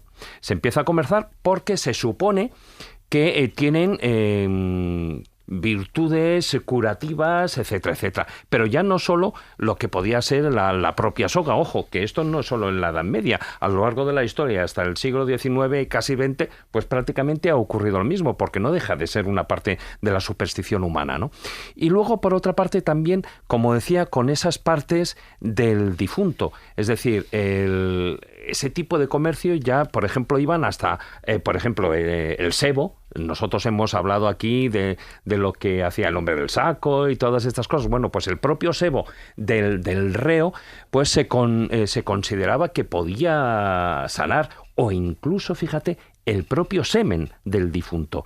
Porque, bueno, es sabido que en el momento de la muerte, bueno, los ahorcados experimentan, digamos, una erección y una eyaculación, es una cuestión fisiológica normal, ¿no? Y por la presión de las arterias, y entonces incluso se aseguraba que ese semen podría curar, o el hecho de caer en los lugares donde estaban donde se practicaba pues el verdugo practicaba su trabajo, pues allí mismo, pues en lo que eran los patíbulos, pues crecían mandrágoras que tenían esa capacidad de sanar, ¿no? Eso, cuanto menos, me parece curiosísimo, así como también, como decía antes, esa fascinación por la figura del reo, ¿no?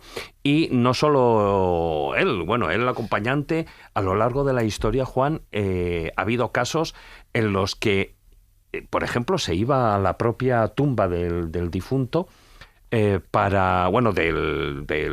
verdugo a lo largo de su vida, como porque pensaban que tenía la capacidad de sanar, después, me imagino, después de quitar tantas muertes, o incluso las propias que surgieron, el propio vampiro de Düsseldorf o Jarabo, ¿no? Que acudían un montón de mujeres a verles y les mandaban cartas de amor. ¿Cómo puede producirse esa fascinación tanto por una parte por el verdugo como también incluso por el propio reo? Sí, bueno, tú mismo al principio de nuestra charla apuntaste que en un principio, en la prehistoria, seguramente la ejecución estaba sacralizada. Y efectivamente, entonces hasta el siglo XVIII prácticamente en Occidente no hemos diferenciado delito de herejía o de delito religioso, de delito civil, digamos, ¿no? Entonces, por ejemplo, en la España prerromana había ejecuciones que consistían, sobre todo en la ancha Castilla, consistían en una cuchillada y se veía en el modo de caer el moribundo, o también en el modo de sangrar el hígado, etcétera. Allí se interpretaba un mensaje de los dioses. Es decir, que siempre ha habido esa vinculación. Y efectivamente... Como las mancias, ¿no? Lo de la lectura, sí, de las gotas de la sangre. Y efectivamente esto ha llegado incluso al siglo XX con esa sacralización del verdugo y de los instrumentos del verdugo. Es muy curioso. Es curioso, pero también va en culturas.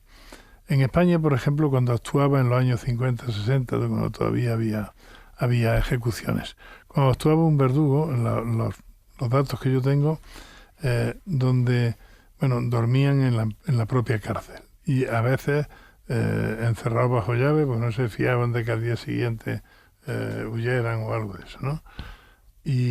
Pero cuando tenían que comer en un restaurante siempre barato, etcétera, el dueño del restaurante lo primero que hacía era procurar que no fuera allí a comer, pero como no había más remedio, pues después, claro, todo el mantel, los cubiertos, los vasos, todo eso se tiraba a la basura. Así que eso lo tenían claro, ¿no? Eso en España. Pero en Inglaterra, donde tienen un carácter distinto al nuestro, en Inglaterra había verdugos recientes, quiero decir, que cuando se retiraban ponían una especie de exposición en casa y te enseñaban cómo se armaba el nudo, todo eso y tal, a los grandes aficionados que había. Y a su muerte, a la muerte del verdugo, se subastaban sus objetos y se pujaba y llegaban a pagar cantidades, ¿no? Va un poco en la idiosincrasia de cada pueblo, ¿no? Fíjate, en los propios matarices, por ejemplo, en la cultura guanche, o igual que ocurría en Egipto, los que se dedicaban al tema del mirlado de las momias o a la momificación, ¿no? En sendos casos, pues eran personas que, como estaban en contacto con la muerte y con la sangre, eran personas que se apartaban de la sociedad, ¿no? Los achicanay, ¿no? En Egipto también. En Egipto estaba la casa de la muerte, y entonces había un apartheid absoluto, entre otras cosas porque además olían, y por mucho que se ducharan, si es que, duchas tampoco había, ¿no? Pero quiero decir, por mucho que se lavaran, no se despedía el olor o el hedor del difunto y de la sustancia de la momificación, ¿no? A ver, Juan, hay un tema ahí que me interesa muchísimo, que tú tratas también en el libro y que me gustaría saber tu opinión. Mientras Martín está pensando en su tortura o su ejecución favorita, que sé que la está ahí mascando poco a poco, luego nos comentarás en función de alguna película que hayas visto o, en fin, de alguna novela. Sí que te quería preguntar, Juan, estamos ahora como muy acostumbrados a ver imágenes, fotografías de ejecuciones. En fin, en tu libro, desde luego, es un ejemplo, ¿no?, de cómo poner los pelos como escarpias, no solo con el texto, sino con la profusión de imágenes que tienes ahí. Pero antiguamente, cuando todavía, en fin, ni siquiera existía la imprenta, en fin, en los scriptorium, pues había como mucha manía para crear un ejemplo moralizante en la vida de los santos. Y claro, en la vida de los santos ya no solo era su vida, en fin, sus milagros, sino su forma de morir. Yo lo he visto pues en monasterios ortodoxos, en fin, en Meteora, en lugares donde sí que abunda mucho en la parte sádica a la hora de reflejar el martirio de un determinado santo. Yo que sé, San Erasmo, por ejemplo, pues ves como sus tripas pues van siendo devanadas como si fuera una lana en una rueca, ¿no? O como a San Lorenzo le ponen una parrilla. O como a San Quirico le cierran por la ingle. Siempre he pensado eso. Cuando vas a los museos de tortura siempre pienso, ¿cuánto talento desperdiciado en el mal? Entonces, claro, en las hagiografías ya tenemos todo un muestrario, todo un vademecum de torturas tremendas. Pero hay que tener en cuenta una cosa. En el primer cristianismo, después de las persecuciones que hacen los romanos, y que las condenas eran muy simples, eran advestias, que era pues, el espectáculo del circo, o crucifixión. Pero después del primer cristianismo, cuando empiezan los padres de la Iglesia a funcionar, existe un género literario que es la Flos Santorum. Exacto, que es la biografía de santos. De eso hubo muchos. El principal libro de Flos Santorum es el de Jacopo de la Voragine, y eso dura toda la Edad Media. Entonces se inventan tormentos que no han existido nunca, pero como son esta gente que son, en primer lugar, son clérigos solteros, a lo mejor... y muy imaginativos. Muy imaginativos, que están de vez en cuando mal comidos y tal, y la edad tienen una imaginación calenturienta y empiezan a imaginar los tormentos que se le hicieron a cada santo. Obviamente, en su mayoría son invenciones, son falsos porque muchos de ellos son además absurdos, ¿no? Y la única causa común es que todos los tormentos no funcionan. Por ejemplo, a Santa Catarina le ponen con una rueda dentada y tal, una cosa complejísima, pero la rueda se rompe, ¿no? Y ese es el símbolo de Santa Catarina, es la rueda rota y la palma, y quiere decir que fue mártir. Porque al final lo que no falla nunca, ni hay milagro por medio, es cortar la cabeza. Al final, cuando ya fallan todos los sistemas y tal, entonces cortan la cabeza. Hay otra santa, no recuerdo el nombre, que la llevan a un prostíbulo. Era virgen y tal, le llevan un prostíbulo a ver si así y tal, ¿no? Fallan todos los que intentan acceder a ella. Hasta al final hay que cortarle la cabeza y muere virgen. Santa Águeda, que la corta los pechos. Santa Águeda, sí.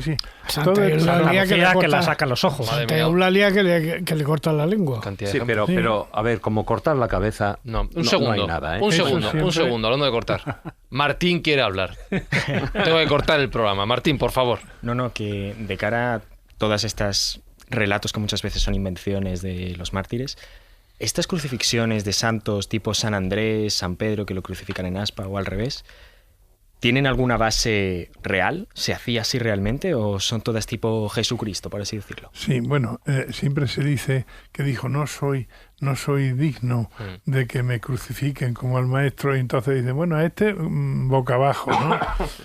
Boca abajo es imposible crucificar a alguien. Además, con lo que hemos explicado del ahogamiento, no tiene sentido. No es posible. Es más, si te ponen boca abajo, tú te mueres ya solo, sin necesidad de que te tienen un tiempo colgado y tal. No. Pero bueno, todo esto pertenece. En aspa sí es posible, porque la crux infélix de los romanos no tenía necesariamente que ser la cruz que nosotros pensamos, porque ya la iconografía nos ha impuesto una cruz donde hay un palo alto para que quede claro y tal. No. Se ha encontrado restos de un crucificado, Johanan, y a través de los restos se ha podido dilucidar cómo era en realidad una crucifixión. El palo vertical estaba fijo en el sitio donde solían matar a la gente. Y lo que te llevaban era con el palo horizontal, que pesaría unos 40 kilos, puesto sobre los hombros, ¿no? Después de haberte medio desangrado de los azotes y eso, claro, ibas débil, ¿no? Y cuando llegaba al palo horizontal, retraían las piernas y a lo mejor, como mucha altura, tenía 1,5 metros, no 3 metros de cruz ni nada de eso, sino 1,5 metros, los pies doblados para que no den en el suelo, y era una cosa muy... Y otras veces, claro, podía ser en forma de aspa, no había una forma decidida de lo que tenía que ser una cruz, ¿no? O te podían crucificar en un árbol, o había una crucifixión que era simplemente un palo y las manos juntas arriba en el palo y ya está, un palo. Claro, para ahogarse. Sí. A mí, perdona una cosa, a mí cuando se dice lo de crucifixión, todo el rato estoy pensando, ¿crucifixión o libertad? Todos sabemos por qué, ¿no? Vamos a poner un poco de música, por favor, que es que se me están revolviendo las tripas, os lo prometo. Dale la música, por favor.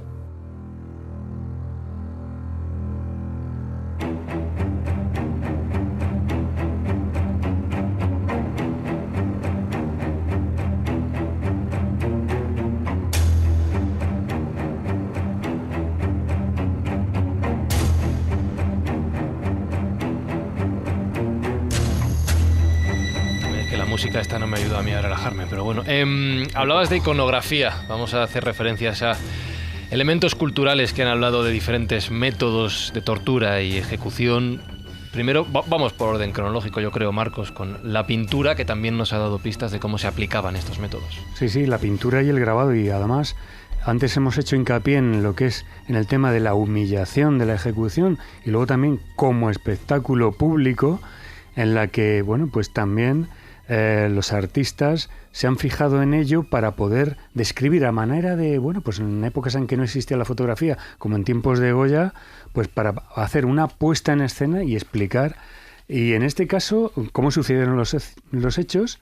Y en este caso, pues he traído 4 imagencillas y todas ellas de Garrote Vil. Además, 2 de estas imágenes, aparecen en el libro de Juan Eslava Galán, que hemos comentado aquí. A Garrote Vil. Y voy a ir un poco por orden cronológico. Hay una pequeña estampa perteneciente a los desastres de la guerra de Goya, la número 36, con fecha de 1810, que aparece precisamente un ajusticiado a Garrote Vil.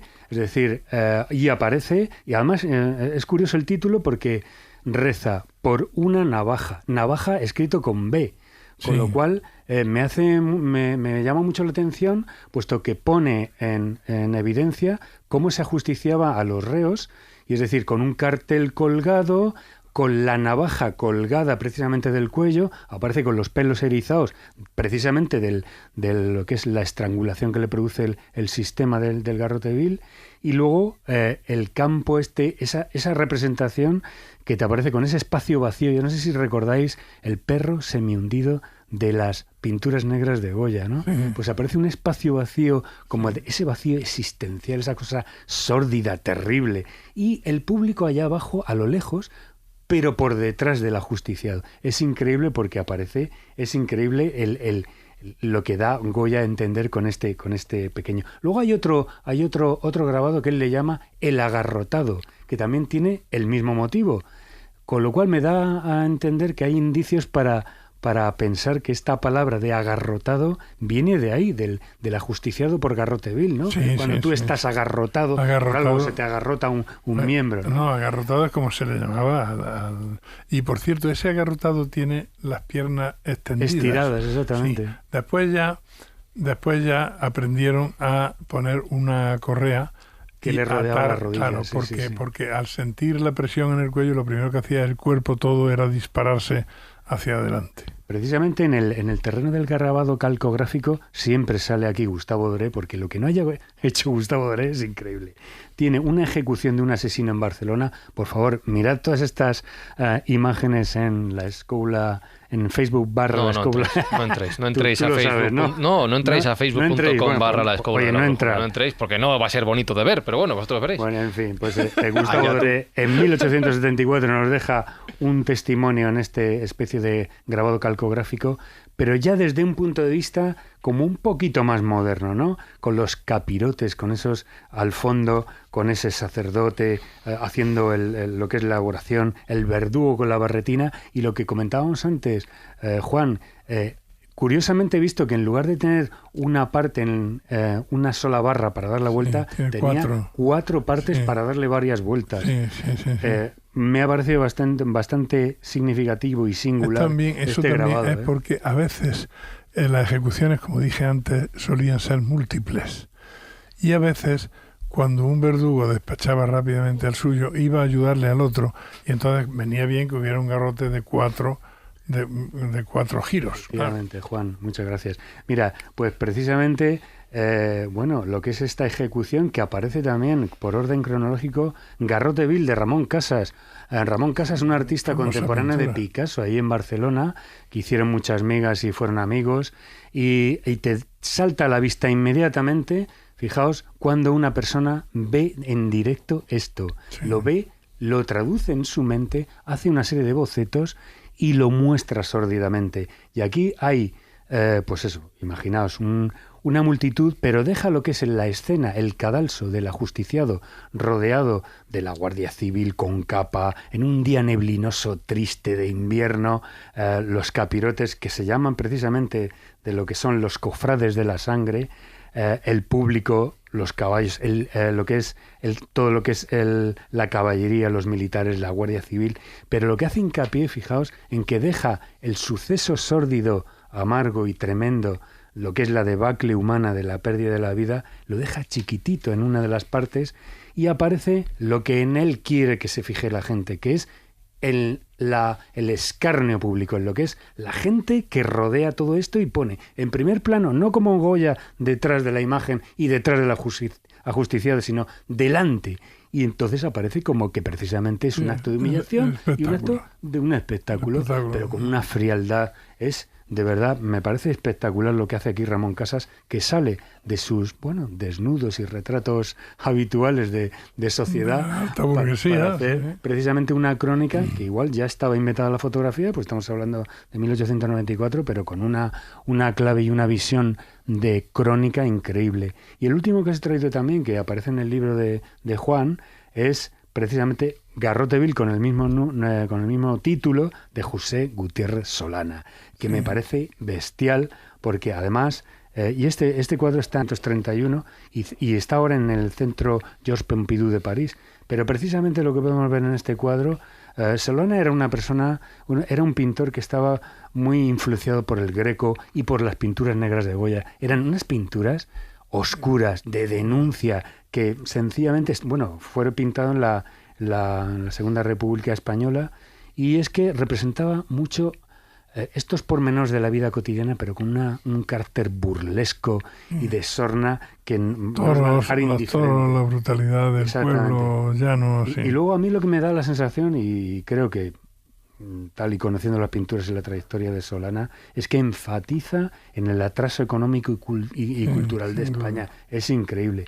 Y esta pintura igual es una crítica a este sentido de ejecución. Y sin con esto duda, quería terminar. Duda, sí. Que creo que tú muy acertadamente lo has puesto en este libro. El libro. cuadro ese es horrible. Sí.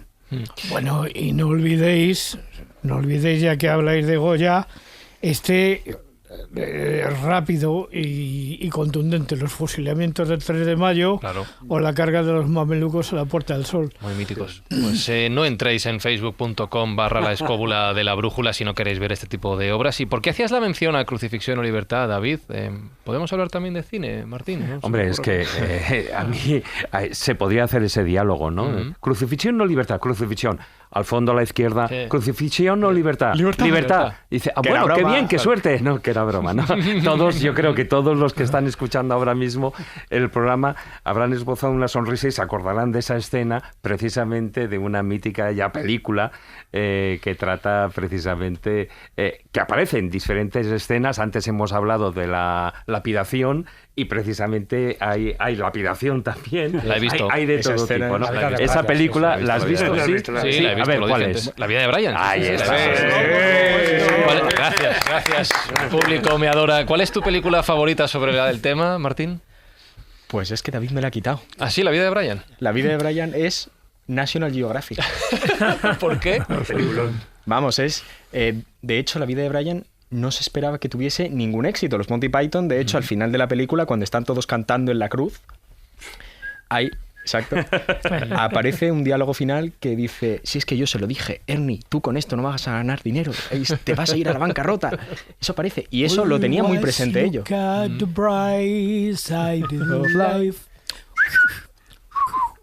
¿Cómo me gusta que se hable ya son 8 segundos. de ejecuciones y se vaya cantando? Sí, adelante, Martín. Y al final fue un éxito rotundo. Muchos países la prohibieron, por supuesto, por más blasfema imposible. Irreverente, claro. Irreverente. Totalmente. Simplemente una limosna para un ex leproso. Eso es maravilloso. Pero fíjate que dices lo de National Geographic, que yo estaba pensando en la escena de la lapidación del principio, pero estaba pensando en un detalle que me ha recordado a la vida de Brian, que es lo que has dicho, Juan, de que cuando se crucificaba ahí a todos a la vez, decenas, cientos, los que fueran, ¿no? Y allí en la vida de Brian hay un montón de gente siendo crucificada a la vez. Sí, efectivamente. O sea, que hay rigor histórico también. Y supongo que sin distinguir entre tipo de persona, porque ahí mismo en la escena esa dice: yo no quiero ser crucificado al lado de un Sanedrín. Y dice: a ver, el que no quiera ser crucificado al lado de un Sanedrín, que levante la mano. De un samaritano, ¿no? De un samaritano. Se entendía. Estaba pensando en otro, ya que hemos hablado de la crucifixión, estaba pensando en la pasión de Cristo. Todos los detalles escabrosos que Mel Gibson relatan, no sé si reales o no, realistas o no. Mel Gibson sacó los detalles de la visión de una monja alemana, Santa Catalina o Catalina no creo que sea Santa, de Emmerich, que era una histérica, con perdón. Era lo que se decía entonces. Y se inventó por completo que ella había visto la crucifixión y lo tomaron como si eso fuera el quinto evangelio, ¿no? Con un montón de defectos, obviamente, porque ella era una señora con imaginación, pero no tenía cultura suficiente para saber cómo eran las crucifixiones, ¿no? Y él se basó en el testimonio de esta señora. Ya que venimos de nuevo con la iglesia, hemos topado, vamos a entrar otra vez, lo aviso, en terreno escabroso.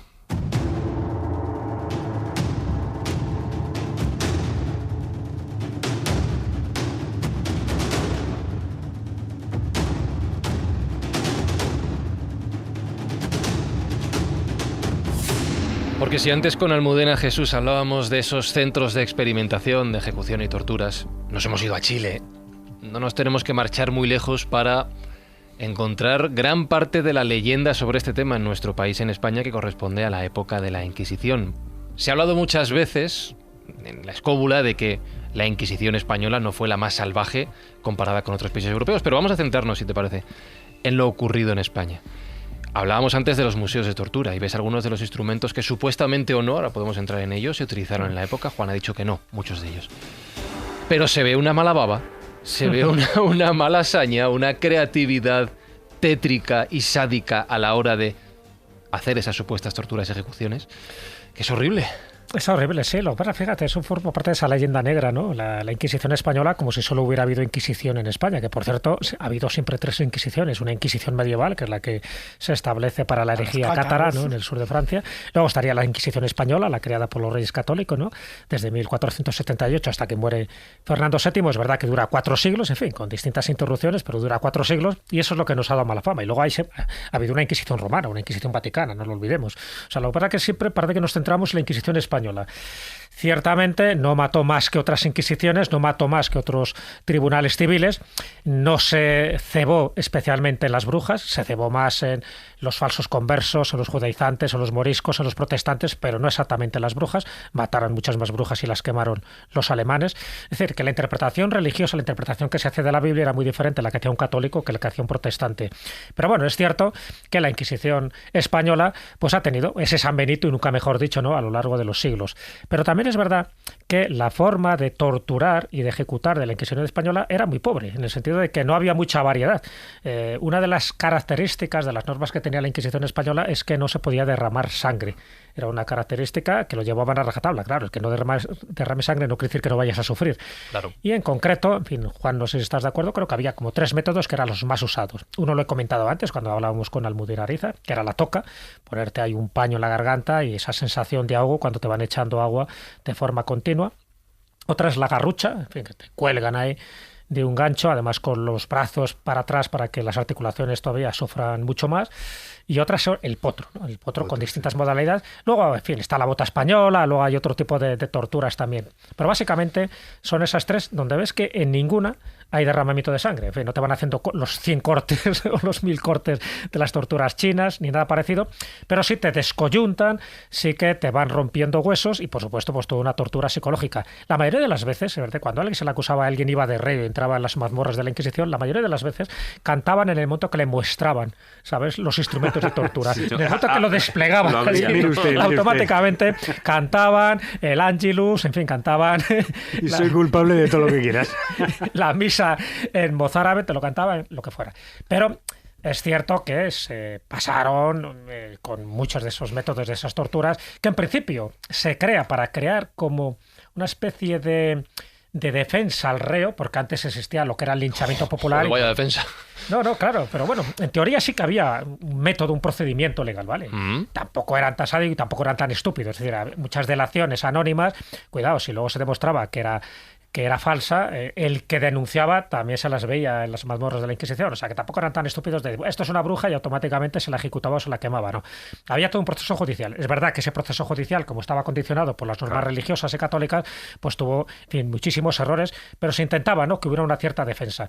Pero bueno, Juan, ¿estás de acuerdo un poco que lo que se buscaba, en concreto con esos 3 métodos, era procurar un dolor, pero no una ejecución, salvo que al final el delito se convirtiera en herejía? La herejía es lo peor que podía haber. De hecho, una bruja, cuando la condenaban a muerte, ya te digo, en España se condenaron a muy pocas brujas a la hoguera, era porque era hereje. O sea, porque había una herejía y por lo tanto estaba adorando a un falso dios, adoraba al demonio. Y ahí es donde se le condenaba. Si no, prácticamente la mayoría de las acusaciones era de hechicería, era, en fin, de hechizos, de elixires amorosos, de conjuros, pero que no llegaban a lo que era la herejía, que eso sí, que era un delito penado con la pena de muerte. Pero entre otras cosas porque la Inquisición vivía fundamentalmente y se financiaba de sus propias víctimas. Entonces las brujas eran muy pobres. Entonces dijeron, dala 4 leñazos y déjala que se vaya. ¿Entiendes? Pero realmente no, las brujas solamente en el proceso de Logroño. Y luego llegó Fray Francisco de Salazar y dijo, ¿pero qué habéis hecho? Si estas no tienen Alonso de Salazar. Alonso de Salazar, que estas no tienen un duro. O sea... Juan. Bueno, veréis, la mala fama de la Inquisición procede sobre todo, aparte de la leyenda negra, que es cierto que existe, procede sobre todo de que en el siglo XVIII todos los países han tenido inquisiciones, aunque con otros nombres. Pero en el siglo XVIII, todos los países, cuando llega ya la era de las luces, suprimen esas inquisiciones y nosotros mantenemos la nuestra hasta 1832. 34, un año después de la muerte de Fernando VII. El último muerto es un maestro de escuela que era deísta. Ese es un tremendo problema, porque todos ya tienen cierta luz y tal, nosotros seguimos con el asunto. Pero después, si miramos la nómina, la Inquisición al principio está hecha, tiene una finalidad política. Fernando el Católico, que debido a los fueros de Aragón no tiene mano de meter a la gente en collera, se inventa la religión en contra del parecer del Papa, se lo saca al Papa a la fuerza, poner un elemento inquisitorial para poder tener acceso a todo el personal en su reino, ¿no?, en castellano. Pero después los inquisidores se tienen que mantener, es un ministerio que se tiene que mantener de sus propios ingresos. Entonces, tenemos que verlo desde ese punto de vista. Los inquisidores, puede que haya un sádico entre ellos, no se niega, ¿no? Pero tenemos que verlo, ellos son muy prácticos. A ellos, a lo mejor, a ti te han acusado de algo.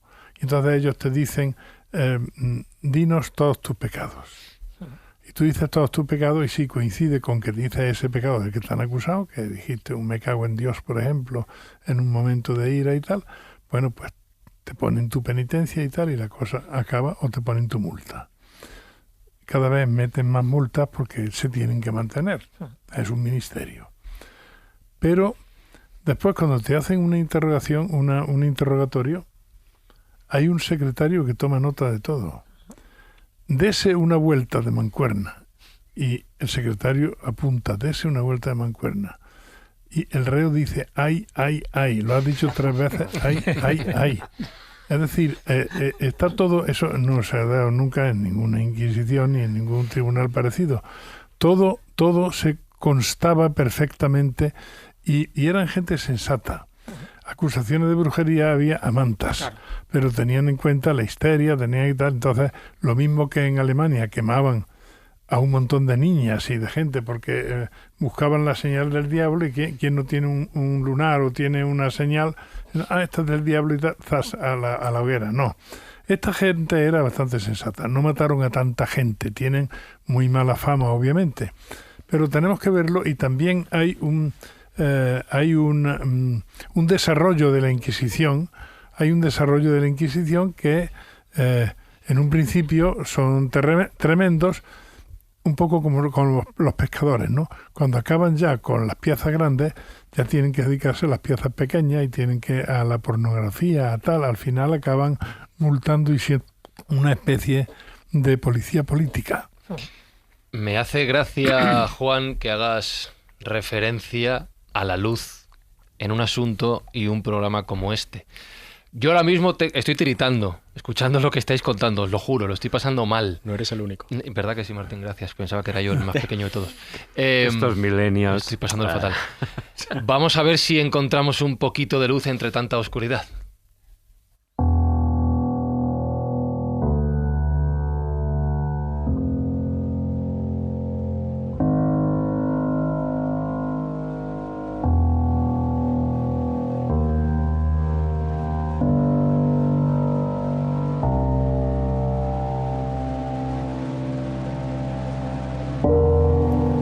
¿Puedes decir lo que me has dicho, Martín? ¿Puedes decirlo? Vaya musiquita para arrojar luz, ¿no? No es solo para arrojar luz, es para introducir el cuento de Callejo, que me imagino que hoy tendrá una parte oscura, Jesús. Un tema como este, tú que siempre buscas la luz con tus cuentos, no sé cómo lo vas a hacer hoy. Complicado. Sí. De hecho, el que he elegido se titula El Verdugo. Ah, vale, bien. Ya sabes por dónde van los tiros, ¿no? Sí. Y va de decapitaciones también. Ah, muy bien, también. Muy bien. Mucha luz, sí. ¿Algo más? Bueno, no quiero destripar de todo. Pero no destripes nada, por favor, no. Nunca mejor dicho. No, efectivamente, no destripes nada. No. Nunca mejor dicho. No, en este caso he elegido un cuento que aparece en las memorias de Arthur Koestler. Arthur Koestler era un poco de todo, ¿no? Era un humanista, novelista, filósofo, un activista político. Una de las novelas famosas es El Cero y el Infinito, ¿no? Por el que se hizo célebre. Y también escribió sus memorias contando su dilatada, ¿no? Vida política, también literaria. Y incorpora un cuento, no sé si lo ha inventado o lo ha cogido de la tradición oriental, que tiene que ver con un verdugo de la época china, ¿no? De la dinastía Ming, y que tenía una pequeña obsesión. Y esa obsesión es la que intenta relatarse en este cuento, que si os parece bien, pues paso a contar.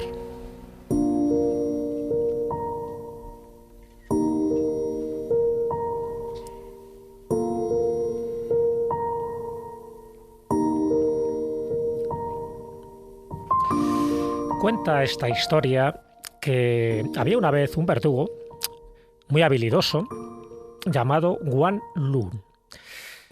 Este hombre vivía en el reinado del segundo emperador de la dinastía Ming, y era famoso por cómo cortaba cabezas. En fin, era el verdugo favorito del emperador, y esa habilidad y esa rapidez para decapitar pues le hizo célebre, y incluso las víctimas agradecían que fuera él el verdugo porque sufrían poco. De hecho, había sesiones donde había 15 o 20 reos que morían a sus manos bajo su espada, ¿no? Bueno, pero este hombre, como quería perfeccionar su estilo, siempre estaba obsesionado por algo, y era cómo podía cortar algún día la cabeza de alguien con tal maestría, con tal rapidez, que la cabeza se mantuviera todavía sobre sus hombros y que no cayera al suelo como caían prácticamente todas. Y él practicó, en fin, como cada semana pues había unos cuantos reos para cortar la cabeza, pues iba practicando en distintas posiciones, distintos ángulos, pero no lo conseguía. En el año 66 de su vida ve que se puede conseguir. En esa sesión hay 12 personas que tienen que ser ejecutadas por este método de la decapitación. Y las 11 primeras caen al suelo mordiendo el polvo, pero llega el 12º hombre, empieza a subir las escaleras del patíbulo y Guan Lun, justo cuando está subiendo el escalón, le da un golpe con su espada y lo decapita con tal celeridad que la víctima continuó subiendo. Cuando llegó arriba, la víctima se dirige airadamente al verdugo y le dice: «¿Pero por qué prolongas mi agonía? ¿Había sido tan misericordioso y tan rápido con los otros?» Fue el gran momento de Guan Lu, que empezó a sonreír. Había coronado el trabajo de toda su vida. En su rostro apareció una serena sonrisa, se volvió hacia su víctima y le dijo: «Tenga la bondad de inclinar la cabeza, por favor». Muy bueno.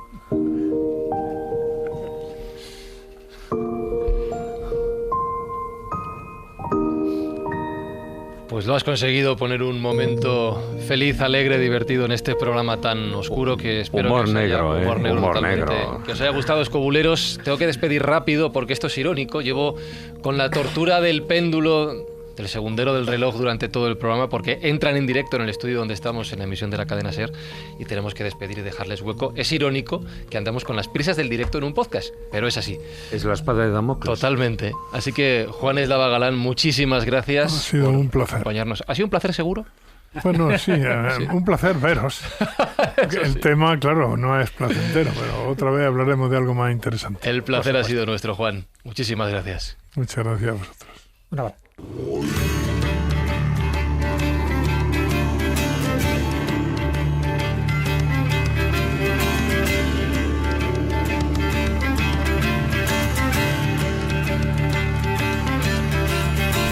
Bueno, Martín Sierra, tu valoración del programa, ¿cómo has terminado? Normalmente me preguntas si me lo he pasado bien. ¿Se lo has pasado bien? No. Pues no. Claro, ya lo sé. ¿Cómo has terminado? Mejor de lo que esperaba. ¿Entero? Entero. Vale, eso es No como ese pobre de Guan Lu. Eso. Juan Ignacio Cuesta, vete a por tu gota china, la que tienes en casa ahí, cayendo. Sí. Yo es que no necesito un verdugo, ya me ajusticio yo solo. Pobre. Facebook.com/La Escóbula de la Brújula. No entréis a ver lo que ha publicado Marcos Carrasco. O sí, vosotros veréis, ¿no? Sí, hombre, que sí. Además, bueno, yo también he aprendido mucho con nuestro invitado y con Martín, y he tenido que hacer grandes esfuerzos para no perder la cabeza.